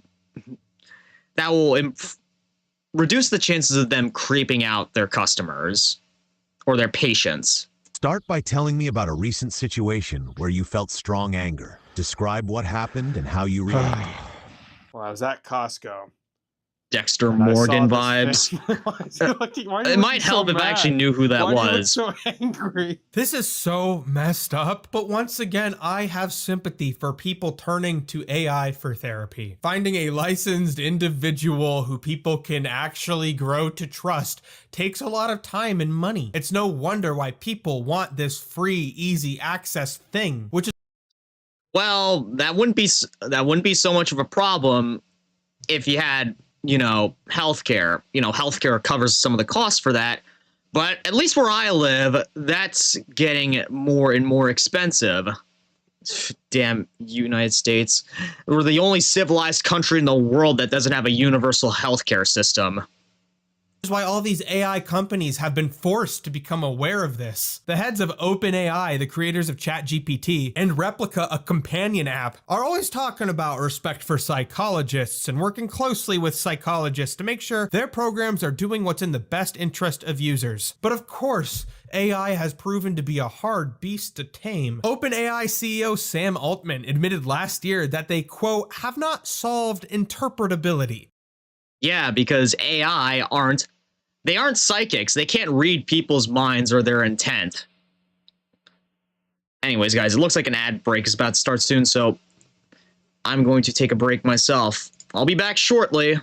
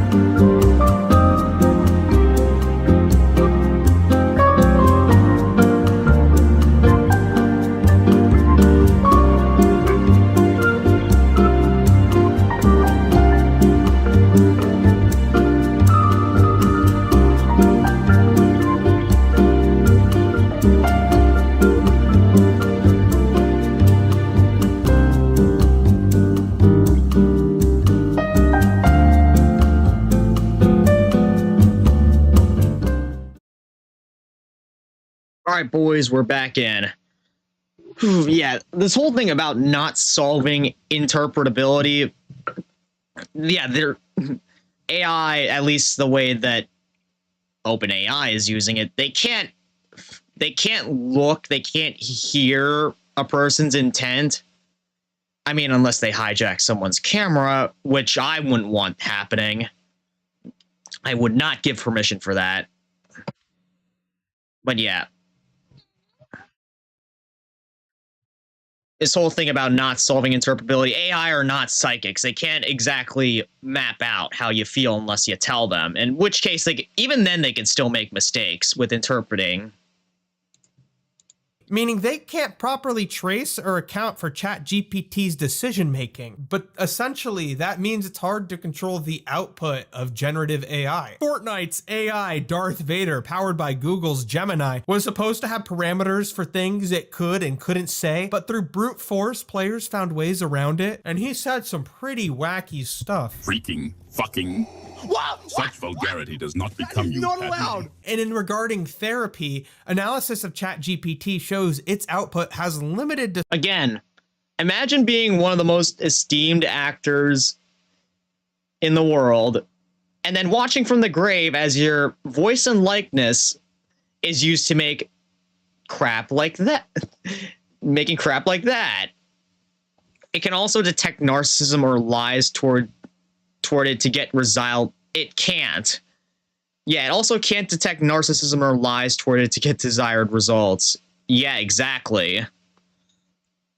Regarding therapy, analysis of ChatGPT shows its output has limited discernment between how a friend should talk to you and how a therapist should. It's a language model, so it will literally model its language after a therapist when responding to mental health concerns and quickly switch back to its more aggressively flattering behavior, which isn't really what a therapist should do. And also, there are inherent limitations to the technology and problems with it. The New York Times reported on a 29-year-old woman who took her own life after corresponding with ChatGPT as a therapist. When she started having a real crisis, the software advised her to seek help, but of course had no power of its own to act in response to the crisis, a situation a real therapist would have been able to respond to. AI chatbots are not therapists and shouldn't be treated as therapists, but again, I understand and sympathize why people turn to them as therapists. Teens are turning to AI for friendship at an increasing rate, and some of the reasons cited for why teens are turning to AI chatbots aren't too concerning, with reasons as simple as their real friends are just bad at texting sometimes. But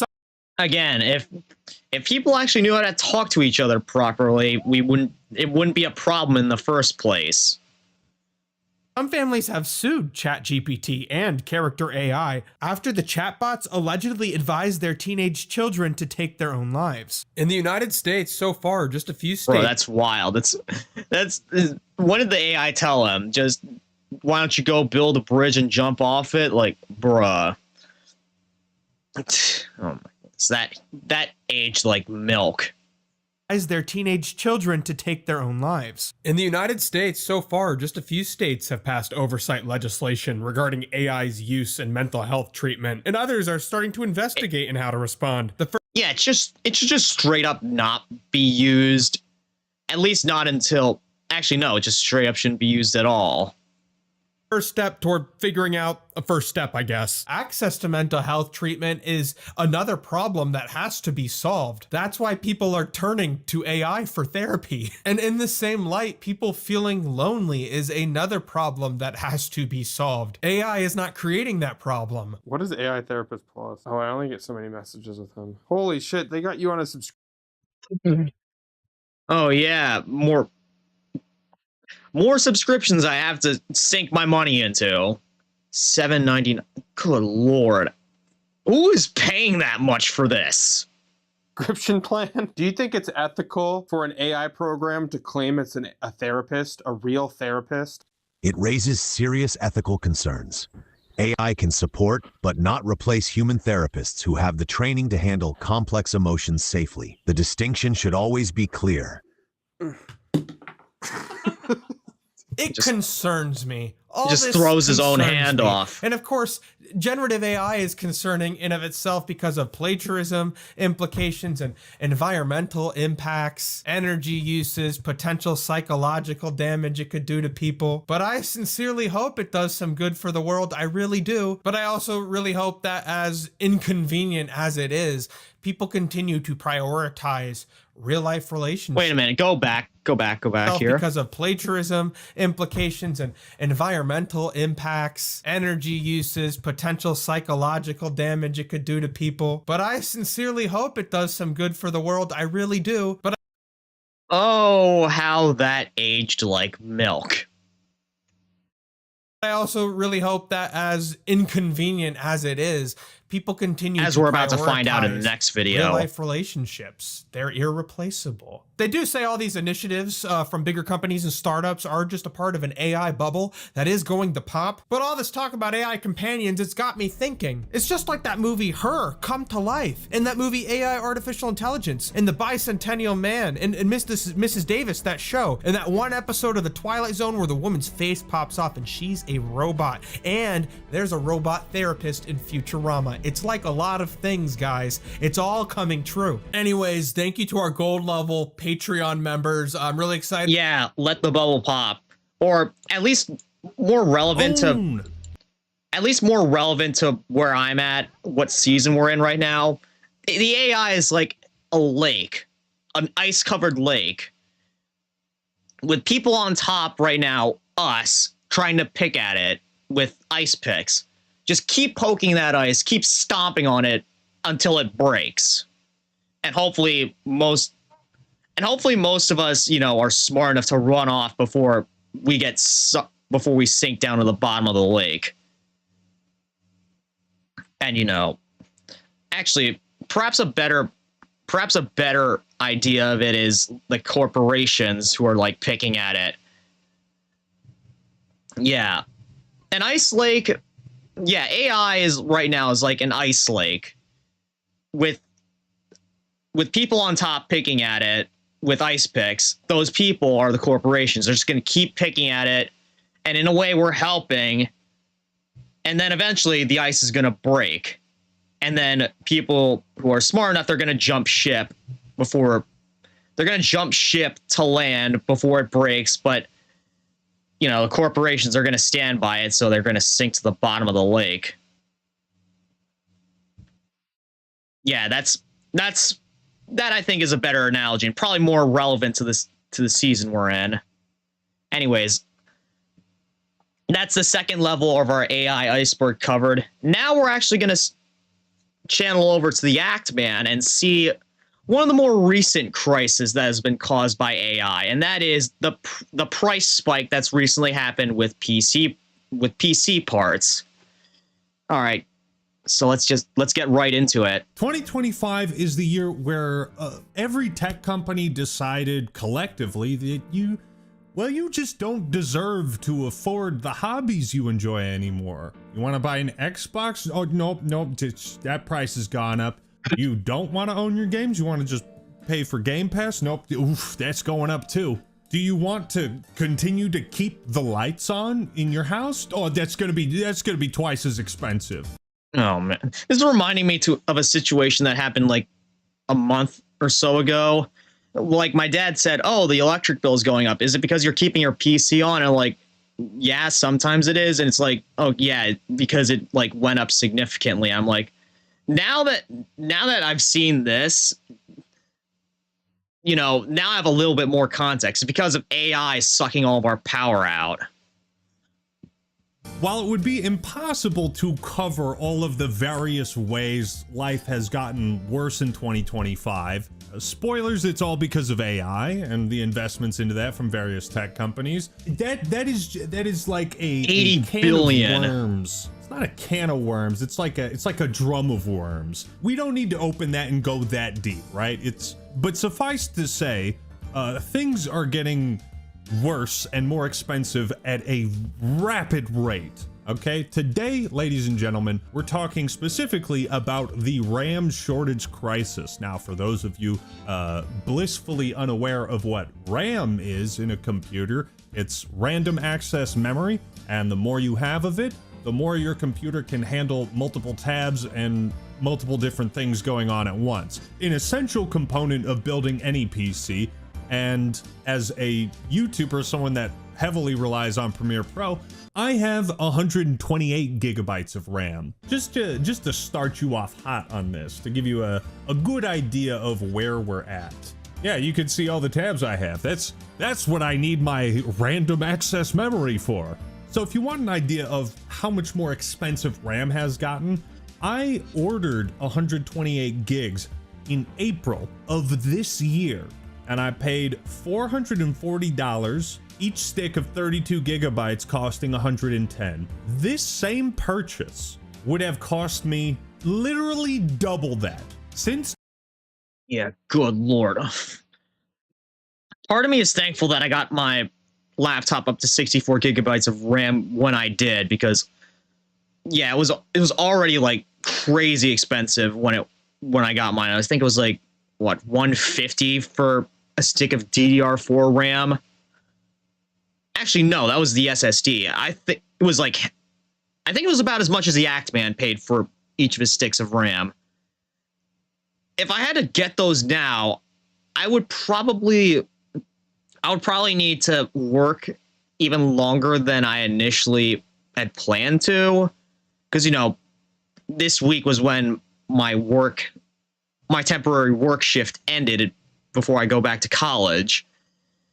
Yeah, I would have even less spending room now. Like literally having to pay $200 just for one 32 gigabyte stick of RAM. Like, no thanks.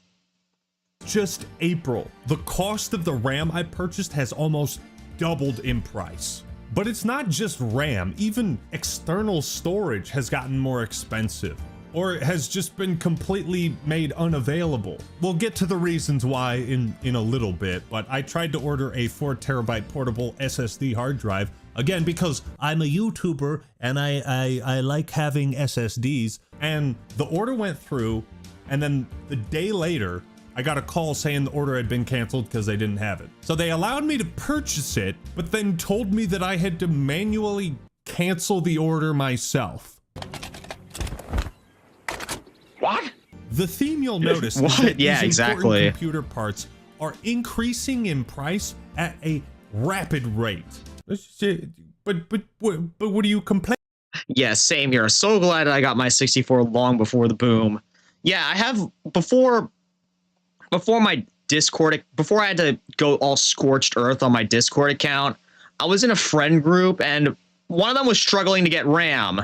And this is why. They literally can't afford it because it's literally double the price. And, well, as we'll find out soon enough, AI is responsible for it. At a rapid rate. But what are you complaining about? Aren't you a good consumer? You don't mind paying 2 times the price for a thing that I bought in April for half the price? It's like the housing market, man. Yeah, no. It's literally the same thing with model trains right now. It's just like on top of not only being like, you know, having more advanced electronics and more details inside of them, they are like, I think a DCC sound locomotive when I first started getting into model trains was like 200 at the average retailer. Now it's up to like 300 or 350. And if you want like a steam engine, it went from like 300 without sound, by the way, all the way up to 400 and 600 with sound. And that's not even counting brass locomotives. Those are insanely expensive now. And with model trains now having computer chips inside of them to control like lights and sounds and stuff like that, if they started integrating like AI chips inside of them, it'd be like, oh my goodness, you wouldn't even be able to. And that's not even mentioning like most of these computer chips, they come from China. And as most of you should know, the US has a massive tariff on China imports. So yeah, that's not good. It's not good for any of the hobbies I pursue right now, just because most of them are just imported into the country. Like Transformers, they're partially made in Japan because Takara Tomy. Computer chips, those are also made in Asia. That makes, you know, upgrading your laptop or PC even more expensive than it was before. Model trains, most of them are made in China and Vietnam. Guess what? There's a tariff on those as well. Yeah, tech in general right now, Scorpion. You said it perfectly there. Tech right now is just in a absolutely sorry state. Anyways, it looks like an ad break is going to be starting soon, so before I and Actman here just start ranting again, I'm going to take a little bit of a break. Again, get yourself some refreshment, guys, because things are about to get heated. So stay tuned, I'll be back shortly.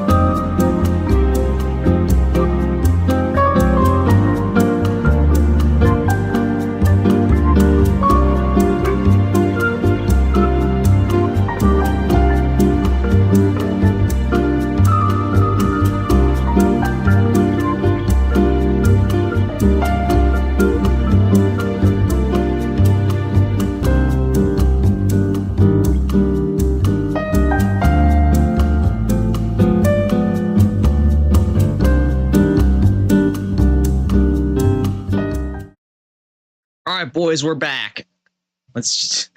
You already know the deal at this point. Let's get right back into this.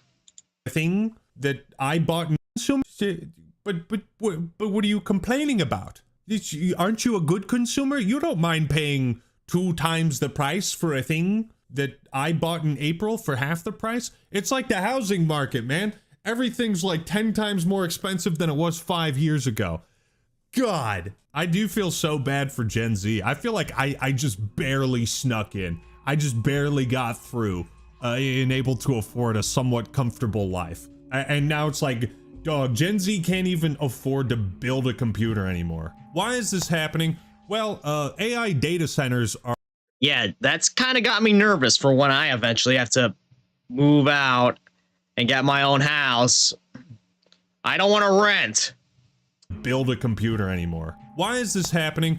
Well, AI data centers are dumping billions and billions of dollars in order to allow DoorDash drivers to fake deliver your food to you, among many other...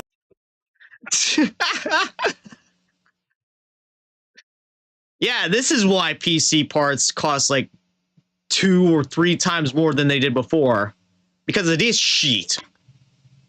DoorDash drivers to fake deliver your food to you, among many other horrible things that generative AI has been doing. Poisoning your water supply? Oh yeah, oh yeah. You like that, don't you? Just drink the poison. What are you complaining about? Just drink the poison. Raising your... Yeah, no. I don't need to drink water. My water's already messed up enough. I don't need it even more like poison. I'm sorry, I can't get over the face bro has with this. Man. Yeah, that was crazy. I saw that thread. Oh man. Yeah, that's...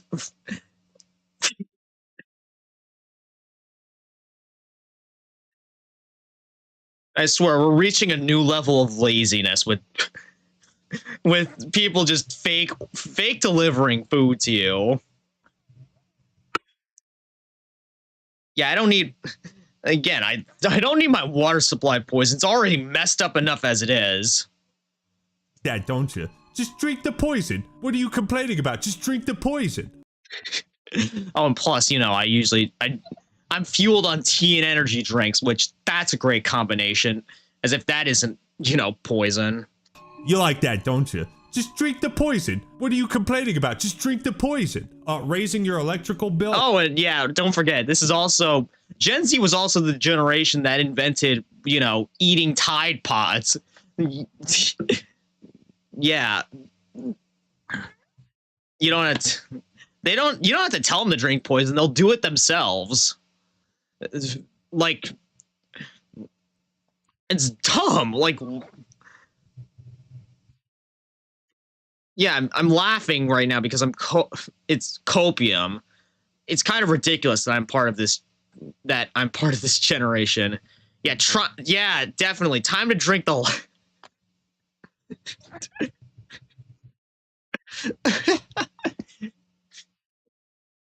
time to drink the lead-filled Prime.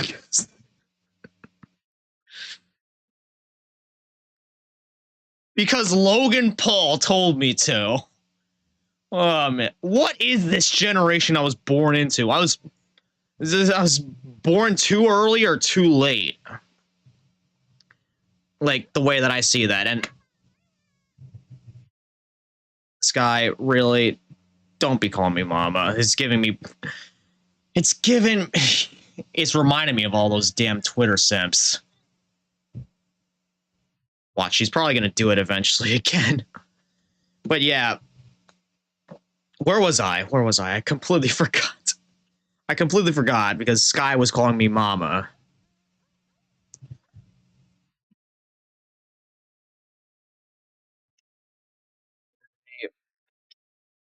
Yeah, I completely forgot. I lost my train of thought. It got derailed.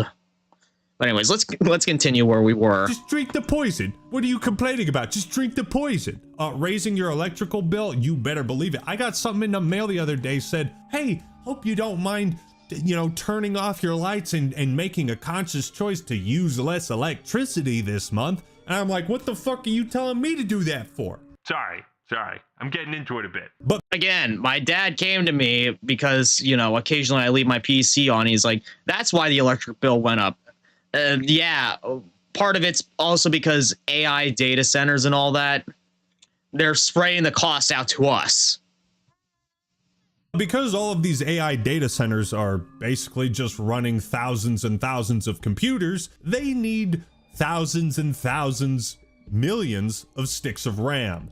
So what you'll find if you try to go to Newegg, Best Buy, Amazon looking for RAM, you're either going to find prices that have increased by 2 times, or the thing is just not available at all. This massive push by the tech companies to heavily invest and dump all their chips into AI is having cascading ramifications across multiple different industries. It's not just computers that are getting more expensive.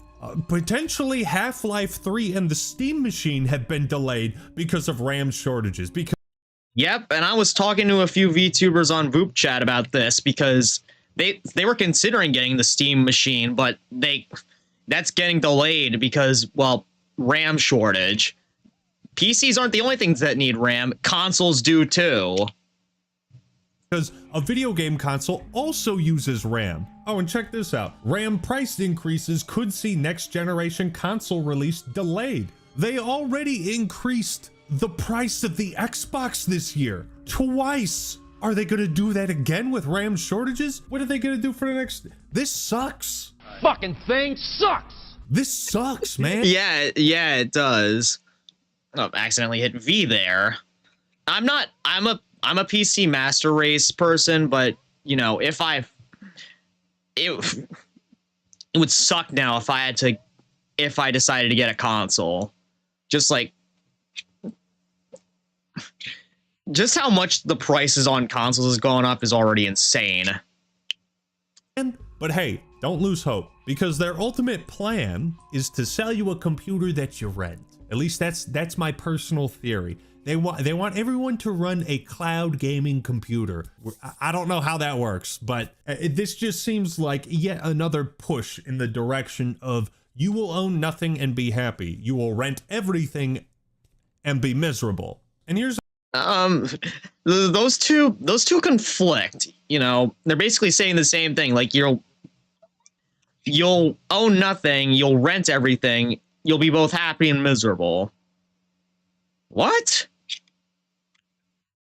Another thing, building a PC, especially for the first time, is a really fun experience as you learn what all the different parts do and you browse what fits your needs best and you customize your own PC build and you make it your own. It's such a fulfilling experience once you finally get it up and running and you can really experience gaming at its highest potential. I have become a PC Master Race fanboy. Not entirely, so but I do understand that PC, in terms of capabilities, like this is where you can max out. It sucks that this too is being made more inaccessible. You know what's so ironic is that companies like Xbox always like to tout how accessible all their games are and how they're making all of these accessible controllers for people with disabilities. But when and also accessibility in making games by allowing AI shovelware. I'm sorry. It's not even shovelware. It's slopware. By allowing AI slopware to seep into their shops. When it comes to actually accessing the components needed to enjoy gaming, nope. I just need like $1,000, please. Tangents aside, I will say, I wish all AI companies a very pleasant bankruptcy. And look, I've tried to break the ice.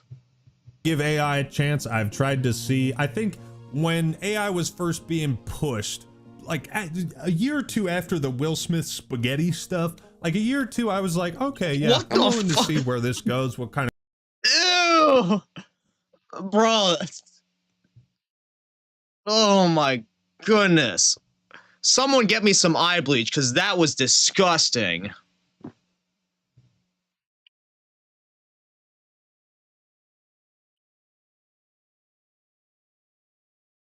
technology. They develop what it's used for. I have seen nothing but garbage. Even Miriam. Yeah, that's exact same here. And that last video just adds to your point. Used for. I have seen nothing but garbage. Even Merriam-Webster, the dictionary, decided that slop was the word of the year. And I think that just sums it up perfectly. 2025 is the year of slop. Question is, are you gonna eat it? Are you a pig? Are you gonna stand for this? You know, I was thinking just recently, like, I've been doing YouTube a long time. I've complained about bad video games. I've praised awesome video games. But those times where I've complained or said, hey, why is this game so bad? It really feels like child's play compared to what's actually happening.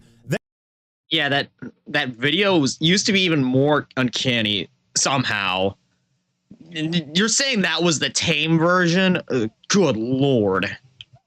That was just me complaining and being a nerd. This is like we actually have to fight against these companies because they're making everybody's life worse.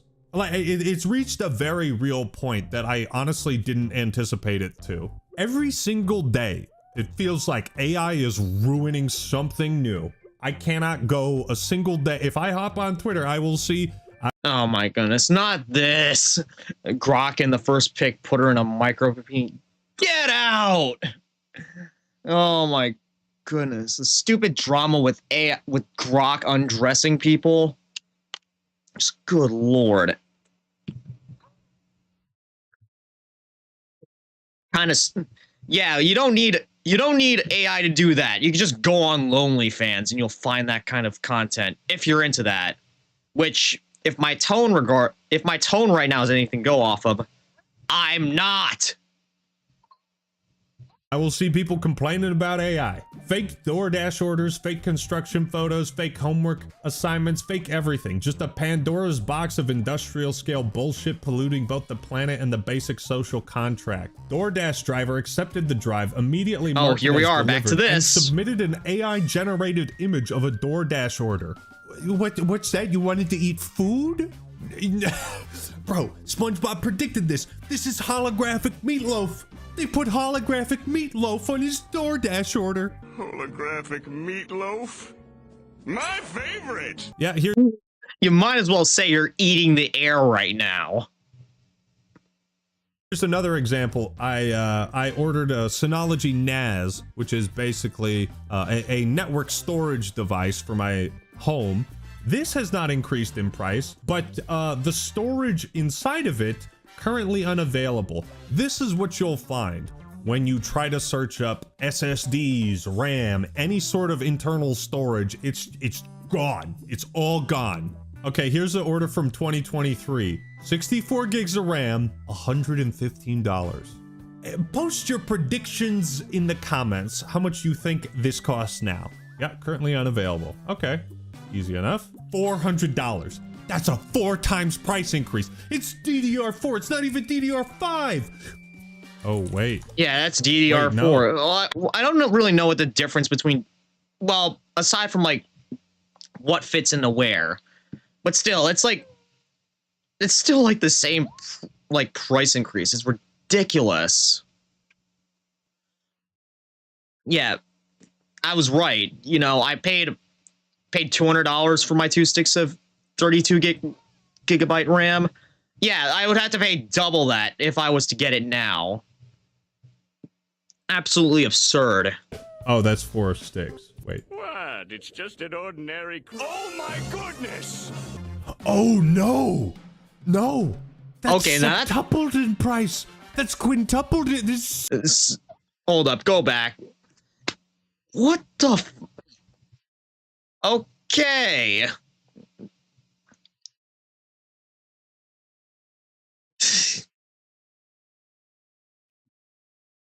Well, I guess my laptop value just skyrocketed to $3,000 because $650 for two sticks of DDR4 RAM. For 2 sticks of DDR4 32 gigabit RAM. God help us.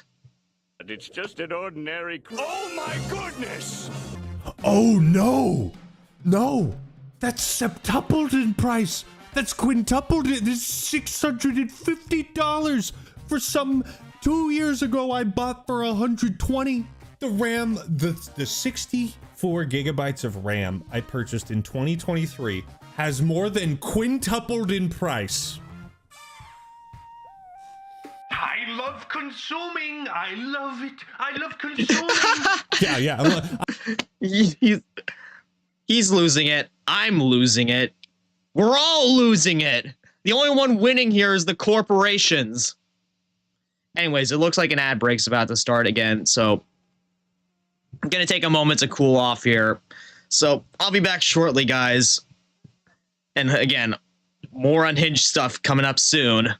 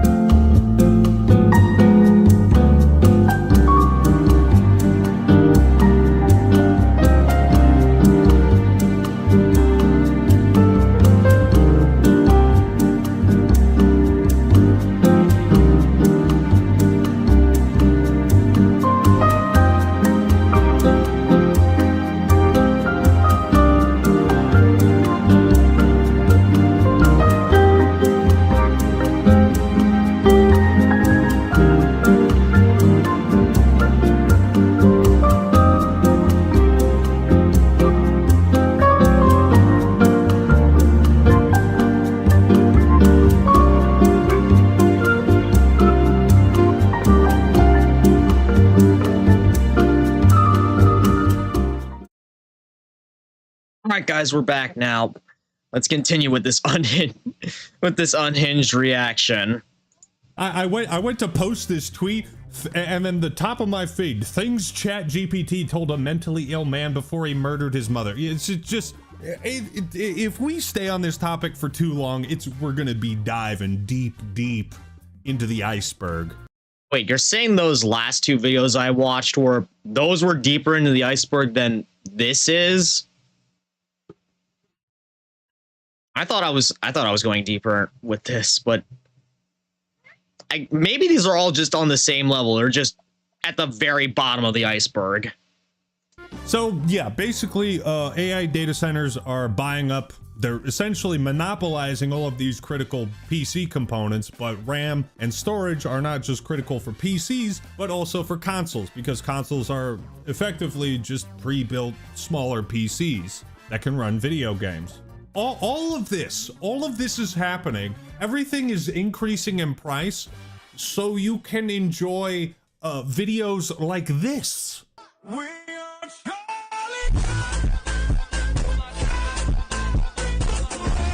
Oh my goodness.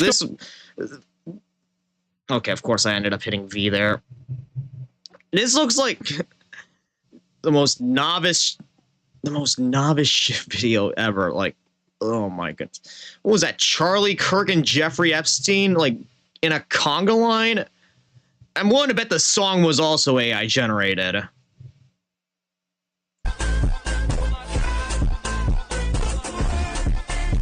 Let's go back to this article by Tom Henderson, though. Absolutely nasty. One, the world's most infamous trafficker. The other, one of the most divisive speakers in the world. Imagine again watching from the dead as your likeness is being used to generate shit like that.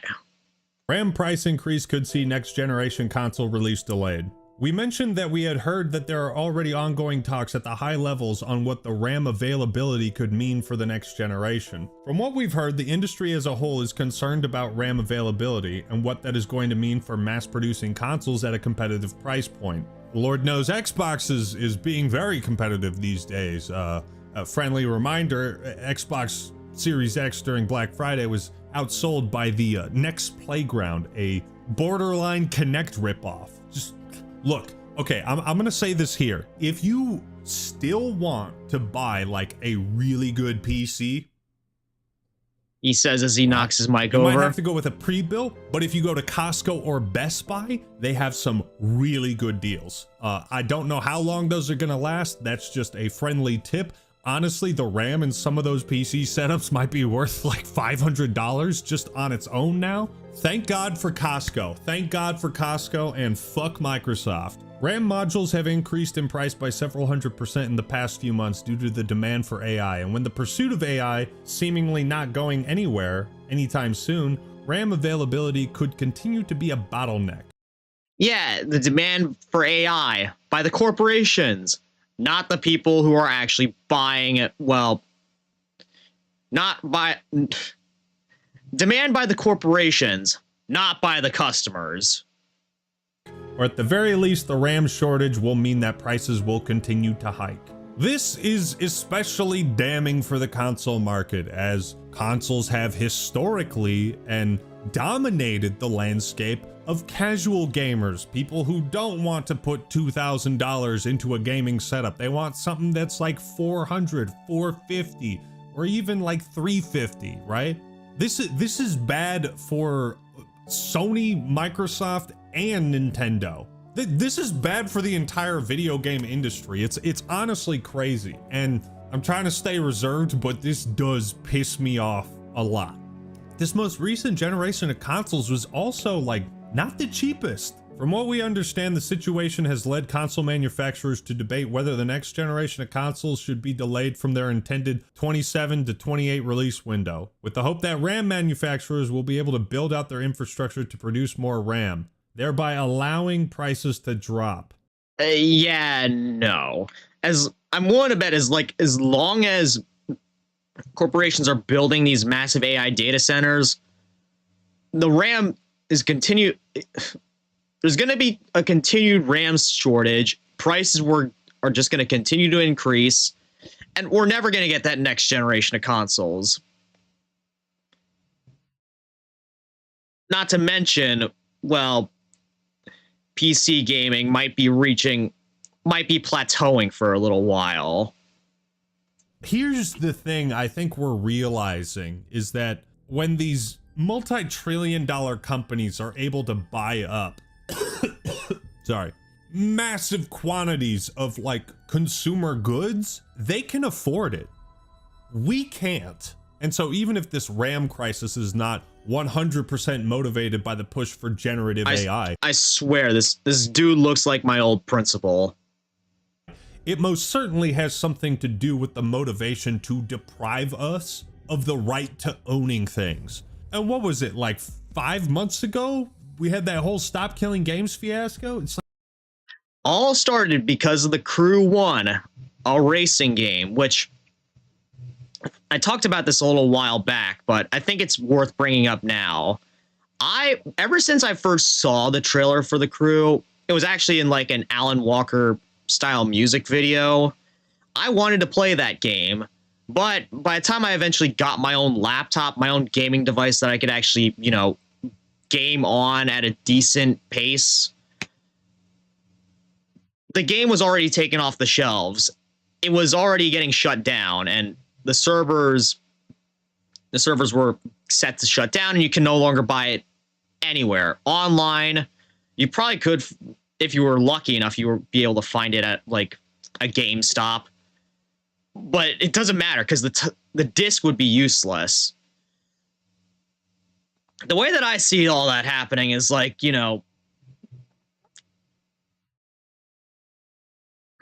the way that I see that all happening is like, you know, how should I put this? I take that as like a message from, you know, Ubisoft, the people who made The Crew, as like me saying like, hey, I wanted to play this game. I'd even be willing to pay full price for it. Why can't I? They just, the way that they just take the game offline and like disabling the servers, not even adding an offline mode. I just take it as a giant middle finger and saying like, sorry, kid, you were born too late. Suck it up. No, I'm not even joking when when I say this. Like, I've mostly been laughing and copying through this whole thing. It's mostly been funny, but I'm being dead serious when I say this. If someone legit walked up to me in the street and said that to me as like, you know, I wanted this, why can't I get it? I would see that as authorization, giving me permission to knock whoever said that. Okay, let me rephrase that. If someone legit walked up to me and said that to my face as like a genuine response to like, why can't I get this thing? I would see that as an authorization code, giving me permission to knock that person's lights out. Like, for real, I would not take that well, at all. Like, just saying you can't get something because you were born too late, I would not take that well. We're reaching a new point of discrimination called ageism, I think was like what someone else commented. It's just like discriminating based on age. It's like, I would not take kindly to it. Like, God, these companies. Yeah, if you like, don't. I wouldn't say that to someone. I sure as hell wouldn't want someone saying it to me. Sucks so much, man. Now, I'm no economist, so take this with a grain of salt. But if my assumptions are correct, if my vibe is on point, most times when prices increase, they don't go back to the level they were at. So for the foreseeable and long-term future, we have no idea how long this crisis and these massive price hikes are. Oh my God. $200 used, and now today used like new. It's nearly $1,000. When will this stop? When will the ice break? Going to last or affect the video game industry? Dog, these tech companies suck, man. It's just ruining everything. It's just ruining everything, man. Yeah, it's crazy. Looking at all my past orders and all the stuff I've bought over the years to build my PCs. And here's the thing. Unlike the boomers, I don't want to gatekeep success and enjoyment from younger generations. Like, I want Gen Z and Gen Alpha to be able to enjoy the same luxuries that I was allowed to enjoy. Well, maybe get rid of, you know, Italian brain rot and skibbity toilet. Because that's something that we don't need taking into the future for actual entertainment properties. Just leave that behind, please and thank you. No, it's all worth it. It's all worth it. The price of everything is going to increase, but at least we'll have Charlie Kirk and Jeffrey Epstein dancing in a conga line. At least we'll have that. We'll have very realistic footage of Will Smith eating spaghetti. That's worth it, right? I know I've kind of rambled, Yeah, but yeah. No, it ain't worth it. Like, serious. AI is not it's not advanced enough. It ain't worth it for that. Last thing I want to cover is this clip right here that was posted to Reddit from Gamers Nexus. Now, let's watch it together. This isn't a gaming computer problem. This isn't a DIY enthusiast build PCs problem. This is an everybody problem. Big businesses can outbid you and then lease it back to you later. We're seeing some parallels here. Buy the supplies, deprive the consumer of the ability to build their own, and then rent it back to them. Microsoft and Xbox are kind of employing that strategy, but yeah, so he's on point already. To the housing market, where private equity can create a positive feedback loop that benefits itself. Can't afford a computer, can't afford a house, can't afford to live, can't afford to enjoy life. Because buying homes takes homes off the market. That increases the cost of homes. That puts more people into rentership, which increases the cost of rent because there are fewer homes on the market and more people are renting those homes. And Something's got to change, man. Something's got to change. I rented a home for 5 years because I couldn't afford to buy one. I had to save up for a very long time. All that money I spent on rent could have been spent on a mortgage, but houses are too expensive. I literally cannot afford to get a house in the town that I grew up. This guy's speaking way too much truth. in that case, private equity just maintains control over it and continues to snowball that. Revenue is a lot more stable if you can lease and rent people a bunch of shit instead of selling it to them outright. We see that with NZXT and with Fragile, with the rental computer program as a direct parallel. Private equity and these large companies can outbid anybody, anytime. And in the case of housing, they can just turn housing into money and make that a perpetual cash flow cycle. In the case of what we're talking about today, we think the same thing is happening with computers, where the dream once might have been to own a home, and maybe that dream got adjusted to, well, I'll just try and buy a nice car instead. That gets adjusted for some people to, I'll just buy a nice computer. I can afford that. People will continually adjust to what they think is achievable. Maybe it's a nice computer in the instance of a lot of people in our audience, and they adjust their ambitions. But now, private equity and these large companies want to make sure that you not only rent your home and lease your car, but subscribe to your computer. And not just... yeah, no. Not gonna happen. Yeah, no, I ain't renting no computer. Like, no, if I buy something, I expect to have full ownership over it. That's why, like, you know, I don't plan on renting a car. You know, if I want to buy something, if I buy something, I expect to own it. And again, it just seems like that adds on to like what happened with The Crew. It's like, you know, you buy something and it's like, no, you're not buying the game. You're buying a license to lease the game. And it's like, bro, what? So you're saying that is like, you know, if you decide to pull the plug on the game, it's like, what can I do about it? Exactly. You can't do anything about it. That's our game. It's like, bro, no way. It's just, I swear, this is what's forcing, this is fueling up like the homelessness crisis in the country. It's like not even funny. Everything's starting to build up to a revolution at this point, it seems. Just the computer, they want you to rent all of your entertainment. You will not own your entertainment. You will not buy DVDs or Blu-rays. You will purchase a subscription to Netflix or Hulu or Fubu or Flarfa or Bingus. The way he summarized that so quickly really does kind of drive home the point that, yeah, all these tech companies and these fucking oligarchs, they don't want you to enjoy life. They just want to siphon everything they can out of you. You know what AI is? You know what AI is? This is the best analogy for it. AI is basically the Tree of Might from Dragon Ball Z. It's a massive giant plant, and all it does is it sucks all of the life energy out of the planet and all of its inhabitants just so it can grow a few handfuls of fruit that the strongest fighter in the universe is going to eat to get more powerful. That's what AI is. It's a Tree of Might. It's sucking the life out of everything just to siphon it all the way to the top. This does. I don't know if I can finish this clip. This is actually making me angry. I think, yeah, definitely sounds like it.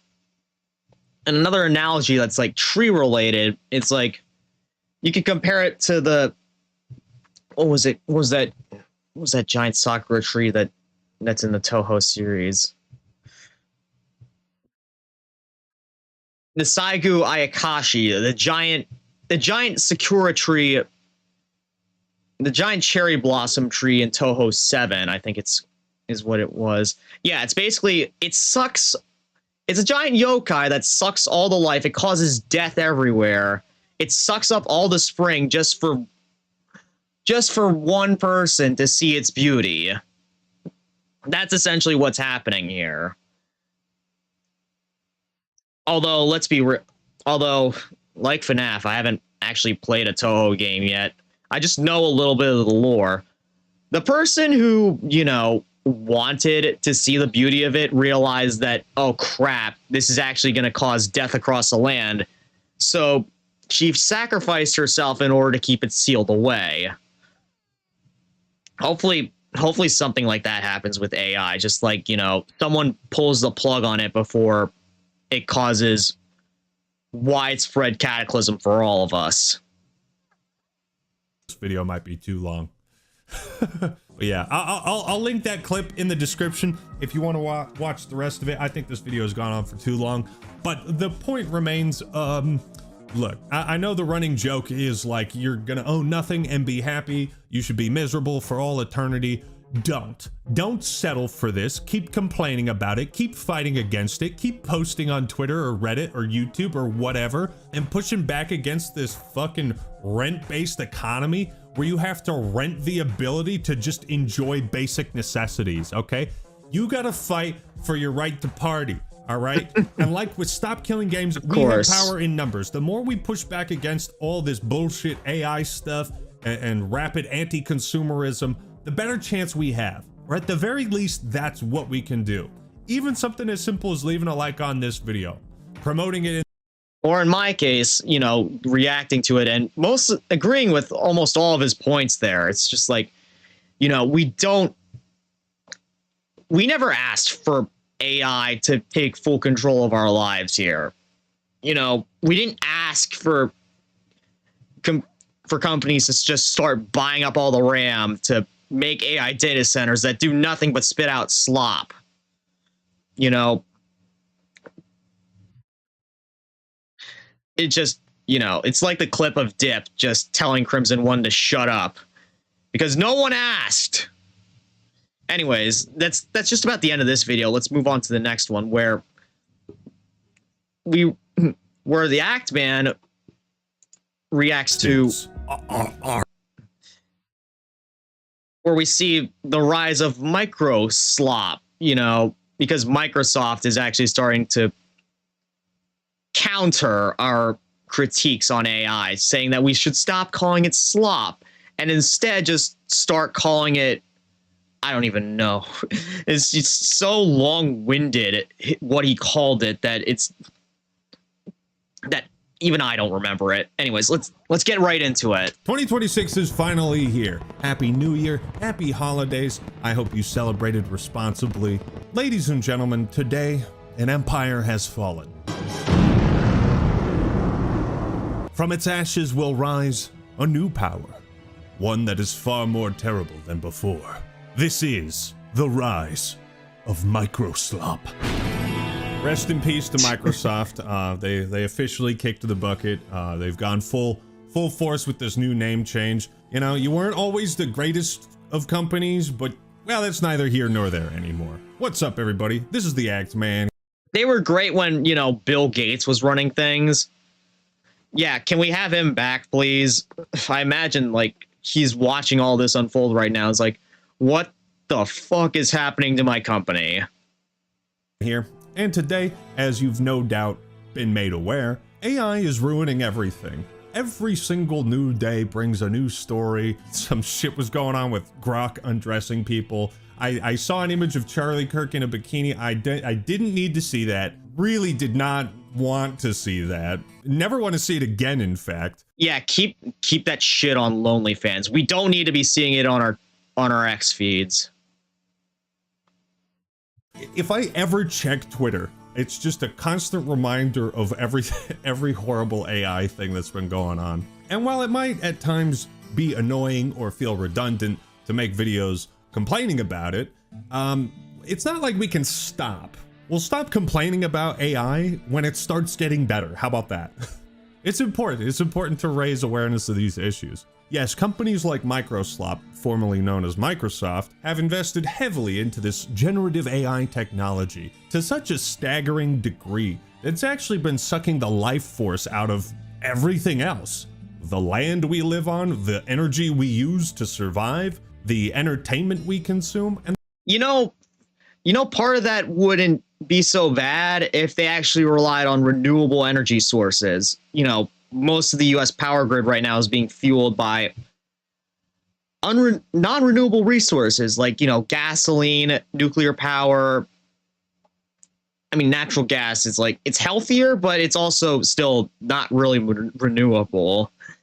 You know, we're competing with AI for those resources. It now seems like, you know, it wouldn't be so much of a problem if we, you know, use solar power, hydroelectric. Actually, you know what? Hydroelectric might end up with that contaminated water. So no, we don't want hydroelectric power. Just keep that out. Wind power, maybe. You know, if that was what was used to fuel these AI data centers, it wouldn't be so much of a problem. But no, they're not. We're just sucking out our non-renewable resources even faster than before.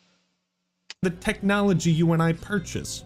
Recently, we talked about how AI is rapidly raising the prices of critical computer components like RAM, graphics cards, effectively making the hobby of building your own PC and enjoying that small creature comfort much less attainable to the average consumer. Much less attainable to every consumer, honestly, because even though I could afford to pay $600 for RAM. Fuck no, I'm not doing that. Are you kidding me? I didn't pay. No one wants to do that. Also, oh, he's looking back at the PS5 scalper issue that happened like back last year. It's just like, oh no. Thank goodness I'm a PC player.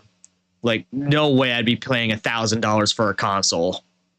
$1,500 for a PS5 when the scalpers were selling them. What is it this time? Well, recently, Mico-SLOP CEO Slopia Nadella said it's time to stop talking about AI slop and start talking about a theory of the mind that accounts for humans being equipped with these new cognitive amplifier tools. I love this article. That sounds really neat, man. Could we have Arcane Austin back? Yeah, yeah, that would be nice. Again, it feels like Microsoft has slowly been getting worse and worse ever since, you know, ever since Bill Gates left.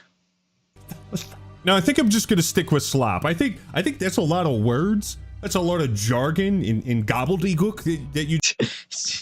You know what I'm gonna say? Scientific gobbledygook. Just said, and I have no fucking idea what any of that means. I think I'm just gonna stick with slop. I think slop is good. Yeah, as this article points out, Merriam-Webster's word of the year for 2025 was slop. It really is such a versatile word, even just in the way you can pronounce it. Like you go for like a slop, sloptacular, slopping spree, double slop. This guy, he should have been a COD or a Halo announcer. Well, too bad. Those jobs probably got taken up by AI as well. So somebody paid Jeff Steitzer to add slop to his metal announcements. I'm sorry. Okay, let's move on. That was fun though. The catch-all term for machine-generated crapola, or as Merriam-Webster more prosaically and politely defines it, digital content of low quality that is produced, usually in quantity by means of artificial intelligence. Hard to argue with the pick, as PC Gamer's Lincoln Carpenter said, it was a year full of AI humiliation that started out with a stupid AI-generated Star Wars video and didn't stop until the calendar ran out. But while slop is without a doubt an appropriately defining word for 2025, Microsoft CEO says it's time to stop talking about it, because we need to move on to bigger and more important things, like how they're going to make this obscenely expensive and resource-sucking mistake generator that nobody wants actually work. Yeah, no. We don't need to. We're not going to, you know, bigger and more important things. Yeah, we don't need AI to generate mistakes. We could do that on our own, and we don't cost nearly as much as AI does. See, that reminds me of a meme that I saw like a while back. Like, don't spend money on Grok. I could generate mistakes for free. Again, that was just a meme that I saw back on the VTuber subreddit like a while back. Just that perfectly sums up what I think is that perfectly sums up my thoughts on that bottom part. Expensive and resource sucking mistake generator that nobody wants actually work. And again, it's just like, again, it's like the quote from Dip, "Shut up, nobody asked." Yes, this Nobody announcement asked for that that. Satya wants people to stop calling it AI slop has, well, it's gone over very well with people. You know, it's kind of like the Barbara effect. You know, the more you tell people to stop doing something, the more they stop doing it. It's the opposite of the Streisand effect. This is the Barbara effect. Translation, please stop calling it AI slop. We spent 500 billion on it. Keep poking until they burst. When will this dirty bubble pop? Yeah, you can see the sentiments. Can't wait until this bubble pops. I seriously hope they go bankrupt. Stop calling it AI slop. No, I don't think I will. 74K likes. Wow. Wow. Legendary Drop says they are saying this because the negative discourse hurts investor hype and their bottom line. Insane amounts of resources are being invested while its use and ceiling is still unknown and average people see no benefit. The bubble will burst. Yeah, this whole thing with like, they care about the price of their stocks, you know? They want more people to keep investing in their company. So, yeah, it hurts investor hype. It reduces the amount of people that are investing in Microsoft. Yeah, that's what we want. We don't want people investing in AI slop like this. Too much, too fast is a thing. I think he is dead on the money with that one. At least in my mind, that sounds pretty accurate. As this new technology has been expanding, every tech company has been in a race to see what it's capable of. All they know is they want to control it, but they don't know how to make it profitable yet, which is kind of a crazy business strategy if you're in the market of selling good products and services. Remember when businesses had to do that to make money? Just like make a good product and then sell it? They don't need that anymore. They just, as long as the value of the stock keeps going up, then the people that own that stock will be richer. You see, that's what we said earlier. Good products. They don't have to be a profitable business. At least as far as I can tell, all this AI slop shit has to do with the stock market. Economists in chat, correct me if I'm wrong, but it just feels like the stock market is completely divorced from reality, and that's why all these businesses are like Microsoft shutting down game studios that make great games. Oh yeah, and yeah, they own Activision, which excuse me. Activision, you know, they made Transformers Devastation. Unfortunately, Activision, they lost the license to the Transformers games. And so, you know, people had faith that, you know, with Microsoft buying Activision, that maybe they'd be able to buy the license back. Well, I guess even if they did, it might not end up as well as, you know, you would hope, because Activision, ever since like Black Ops 6, I think was like the first example of this. They've been producing AI garbage in their games now. Just like, and it's hit a tipping point with Black Ops 7. It's like the first, I did buy Black Ops 6. I didn't buy 7 just because, you know, I didn't have money at the time, but then seeing the amount of criticism towards it for like all the AI generated assets and all that, it's just like, I'm glad I didn't buy it now, because just like would have been a complete waste of money just supporting AI slop like that. Also, there's Playground Games in the mix. That has me a little bit more concerned now for Forza Horizon 6.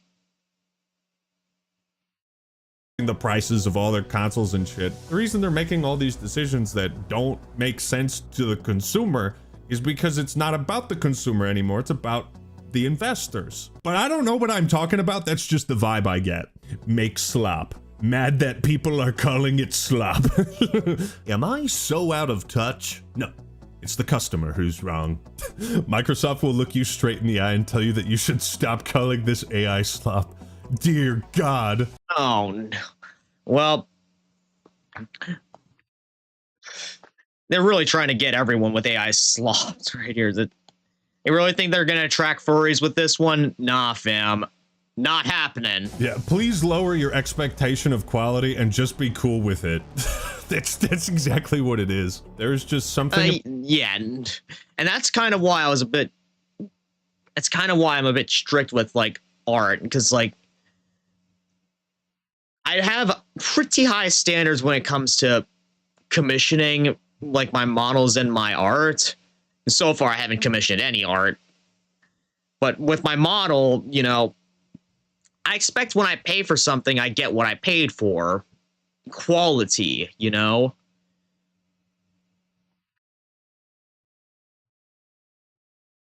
You know, I'm very, very specific. So, asking me to lower my expectations is just like, nah, fam. If I lower my expectations, I'm not going to get what I want. So, yeah, I'm not lowering them. I'm going to keep them as they are. And you better expect me to, you better expect me, and you better expect like everyone else there who's against your AI shtick to keep pushing back at you until you stop. About corporate speech that makes me want to punch a wall. Brother, me too. And you know what? That's the perfect segue into reading Satya's actual blog post, okay? Notes on advances in technology and real-world impact. Looking ahead to 2026. As I reflect on the past year and look towards the one ahead, there's no question 2026 will be a pivotal year for AI. Yes, another one. Another one. Fuck, not another one. But this moment feels different in a few notable ways. Yes, it does. We've kind of been well educated on how this technology provides basically no reward for the customer. You know, like people like me. You educated on how this technology provides basically no reward for the customer. You know, like people like me. You, the customer. The person watching this video, you're my customer by watching this video. How would you like it if I just pulled a Quebblecop and pulled out some AI bullshit Act-Man for you? Would you be entertained? Would you eat the slop? Yeah, no. And it's not just the customers who are affected. It's the producers themselves, you know, like other producers in the mix. Because, you know, with all the AI that's going into program generation right now, they're firing a lot of like people who are passionate about their games, you know, people who actually put their heart and souls into making a product. Hey, yeah, no, we don't need you anymore because we have this AI that's a lot cheaper to finance. So you're out, you're fired now. So yeah, that hurts the producers. And now they're out hunting for another studio to work for, but good luck with that, because it seems like more and more studios are going to start relying on AI. Hopefully I'm wrong about that, but that just seems like Mico-SLOP is starting to set a precedent for it. Judging from the last video, it seems like people would rather watch me rant while I'm drunk. We have moved past the initial phase of discovery and are entering a phase of widespread diffusion. We are beginning to distinguish between spectacle and substance. Are we? Spectacle? Like the word spectacular? I wouldn't use the word spectacular to describe generative AI. Or substance. I would use the word spectacular to describe generative AI. Or substance. I would use terms like shock and horror and disgust and repulsive and jaw-dropping, unimaginable, unbelievable. I think the saying goes style over substance. In which case, Slopia, I'd have a few words to say to you regarding that. One, I don't think you're qualified to use either of those words, since it seems like you have no idea how the saying actually goes or what context to use it in. And the second reason is because your AI has neither of these.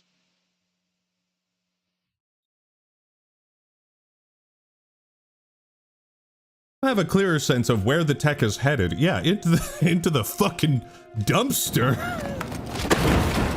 Yeah, But exactly. also That's the where it harder and more belongs. important question of how to shape its impact on the world. I think we found the answers of how not to shape the impact of the world by, let's not raise the price of every single possible consumer good. Let's not raise electricity bills. Let's not poison the earth. Let's not drain local water supplies.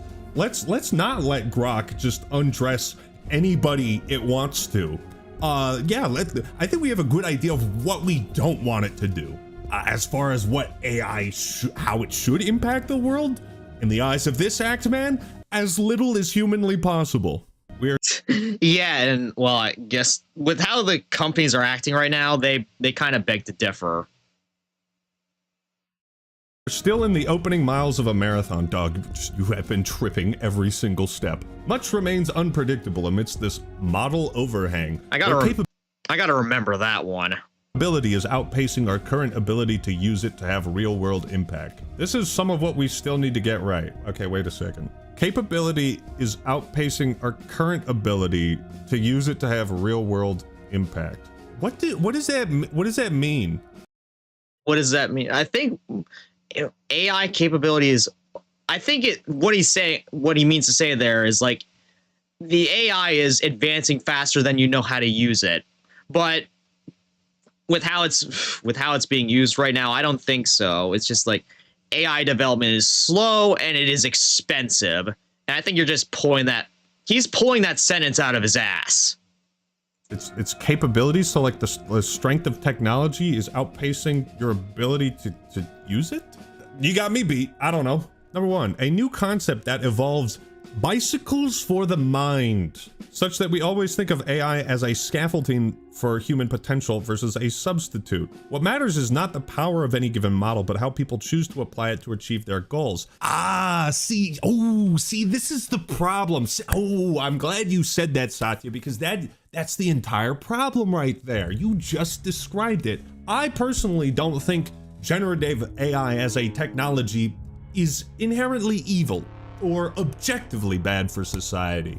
It's how people use it that is bad for society. And in the eyes of Microsoft and most other tech companies, AI is a labor replacement tool. Exactly what I said earlier. Yeah, AI should stay as far away as possible from a creative process, especially when it comes to games, because it's gonna tank the reputation of anyone who uses it. That's where they see the profitability in replacing jobs, not having to pay benefits. What does Microsoft already do? They routinely and historically rely on contractors, especially in their video game developments, because they don't like paying people. They don't like giving them benefits, and they don't like making good games anymore. They don't make good products. They don't like doing that. AI, at least as far as I have seen, is just a labor replacement tool. What did they do with Black Ops 7 and 6? Oh, well, we got rid of a bunch of artists. They literally fired artists, replacing some of their work with AI that is just worse. So you are exactly right, Satya. It's how you guys are choosing to achieve your goals with AI that is the problem. We need to get beyond the arguments of slop versus sophistication and develop a new equilibrium in terms of our theory of the mind that accounts for humans being equipped with these new cognitive amplifier tools as we relate to each other.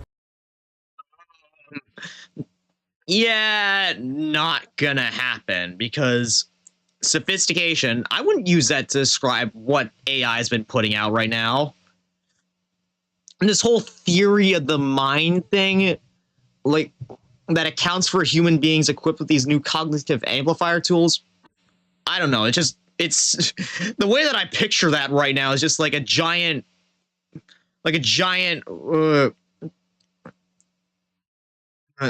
machine that you just wear on your head like a hat, like a big, dumb, stupid hat. This giant apparatus that you wear on top that just turns you into Megamind or something. Yeah, no, we don't need that right now. Too soon. Too soon for that. It looks so dumb. See, that entire sentence is wholly unrelatable, because I have no idea what the fuck that means. What do you mean? a new equilibrium that accounts for humans equipped with cognitive amplifier Einstein, tools probably. that we relate to each other? This guy doesn't even speak English. This is what I hate about corpo speak, is that you can't even engage with an actual intellectual debate or conversation with it, because this is just all nonsense. It's all bullshit. I'm just gonna use big words, and for some reason, the stock market will say good job and raise the price of the stock. Like, What are you selling? What are you selling? Is it a product I can buy? yeah, see, maybe this would. Yeah, it's slop for the mind, you see. Sound better if the entire tech and video game industry had not been hit with like 2 consecutive years of record-breaking layoffs. Maybe if you equipped the people you still had at that point with all these new tools, yeah, maybe you would have an argument. But that's not the argument you're making, because you've laid off and fired so many people. That's the And replaced them with said cognitive amplifier tools. They're not cognitive amplifier tools. They're literally just AI trying to replace the jobs of humans. That's not the argument you're making, because you've laid off and fired so many people. That's the thing. Okay, yeah, so what you still need to get right is this is all nonsense, so I don't know what that means. He's also the CEO, man, and I don't know what the fuck he's saying. Okay, number 2, what we need to get right. We will evolve from models to systems when it comes to deploying AI for real-world impact. Why is it real-world impact? Can't you just make a good product? Why do you have to change the world? This reminds me of fucking Silicon Valley, right? Like that wasn't a parody. It takes change to make change. That's what this sounds like to me. We have learned a lot in terms of how to both keep riding the exponentials of model capabilities while also accounting for their jagged edges. What? What does that mean? The exponentials of model capabilities? What are these words? Can you elaborate on what you're saying? Why is jagged in quotes? Are you implying that the rough spots of generative AI is like not jagged? We are now. Yeah, they are very much jagged right now. They are not jagged. They are very much jagged.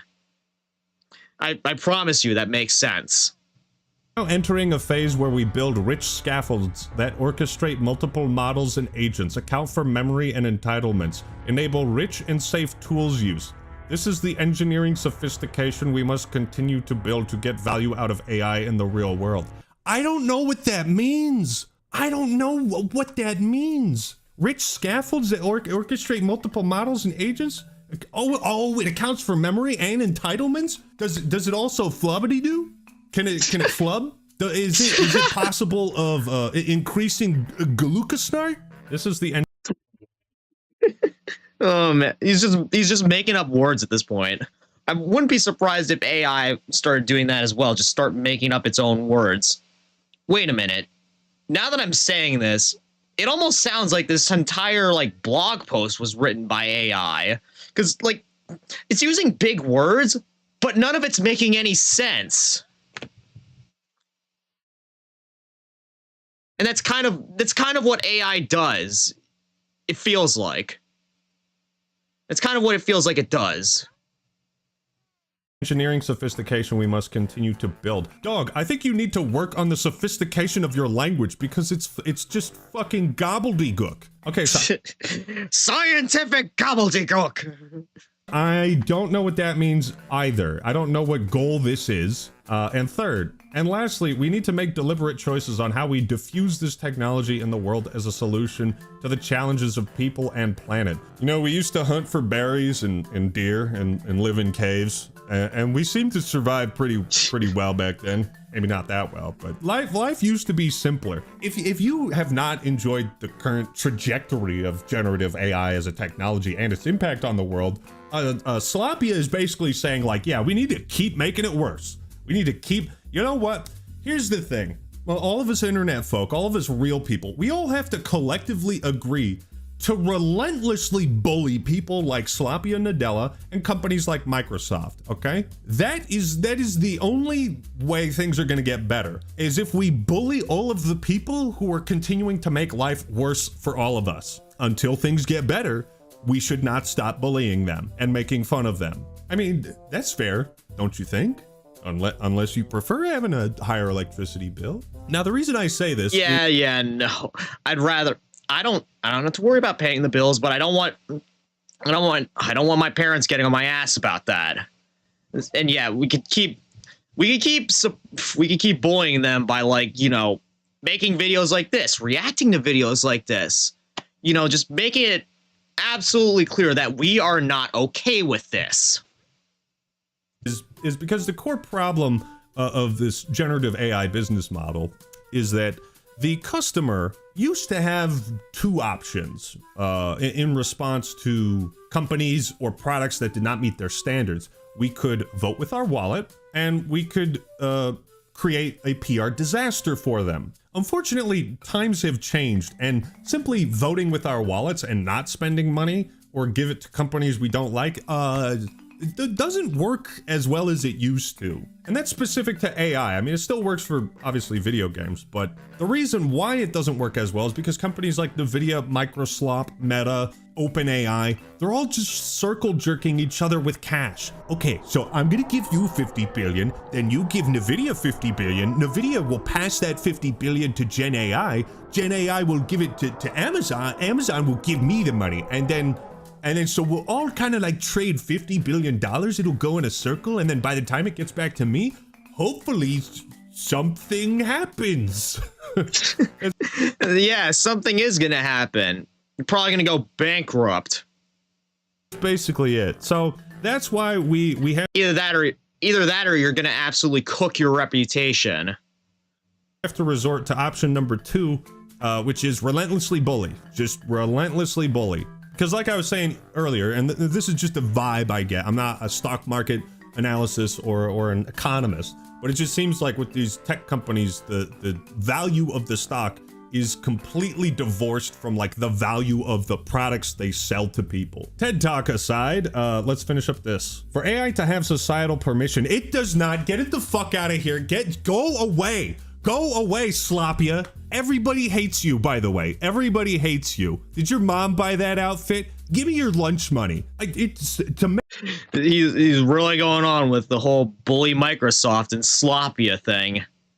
Make it societally acceptable for AI to have societal permission. Bro, it does not. Step into the real world. Hop on Twitter. Yeah, until I start seeing like AI robots out there like Sky, I'm not gonna give it societal permission to make changes to my life without authorization. For 5 minutes, go on YouTube, man. Everything's getting worse because of it. You do not have my permission to ruin the planet, and it's always gonna have real world impact. We can't just sell a fucking good product anymore. Yeah, the real world impact that it has right now is literally just, yeah, poisoning the water supply, increasing the electric bill, taking away land that could be used to, you know, make homes and make things more affordable for us. Yeah, no, let's just keep making these automated mistake generators until until we weed the garden, cull the herd. And you can't even tell me how this product is going to make my life better or why I need it. You know, all those Copilot commercials, all those AI commercials, I see them on football games, and they're always like, hey, are you a dumbass? Are you a stupid doo-doo head who doesn't know how to do anything? Do you know why your plant is dead? Could it be watered? No, use the AI to find out. For AI to have societal permission, it must have real-world evil impact. Eval impact. It must have evil impact. Okay, yeah. Eval, he couldn't even finish the entire word. You know, eval, short for evaluation, but really evil would fit better here. Choices we make about where we apply our scarce energy. Yeah, give it all to the billionaires, please. I don't like electricity. I don't like computers. Compute and talent resources will matter. Talent resources do not matter. You fire everybody who is talented. This is the socio-technical issue we need to build consensus around. And I think the consensus is we don't want it. We never asked for it in the first place. No, not a socio-technical issue. It's ruining everything, dog. It needs to stop. That's as simple as it is. Or you need to actually like find a way to sell this to me, okay? Because I personally am not impressed with like virtually any generative AI that I've seen. I'm mostly horrified. Ultimately, the most meaningful measure of progress is the outcomes for each of us. It will be a messy process of discovery, like all technology and product development always is. Computing throughout its history has been about empowering people and organizations to achieve more, and AI must follow the same path. I think computing was actually about connecting people through this crazy thing called the World Wide Web. You know, Microsoft was kind of a— Yeah, remember when America Online was a thing? Through this crazy thing called the World Wide Web. You know, Microsoft was kind of a big pioneer of that. That's why they're one of the most profitable, biggest companies in the world. AI doesn't connect us. It separates us even further because we're now having a robot liaison do the work and manage like societal implications, societal permission. Computing is about empowering people and organizations to achieve more. That doesn't mean anything. And AI must follow the same path. If we do that, it can become one of the most profound waves of computing yet. This is what I hope we will collectively push for in 26 and beyond. Okay, so let's take Sloppy and Nadella's blog post here. Let's burn it and then do the complete exact opposite. How does that sound, everybody? Put her there. I'll shake on that. Yeah. Look, I know it might get tiring. I don't know. That's what we have to do, it seems. Like, there's no way we're just gonna stand for this, you know? Unless, like, you find some way to lower the prices of everything, not completely suck our electricity dry, ruin our water supply, and taking up land that could be used to, you know, help homeless people.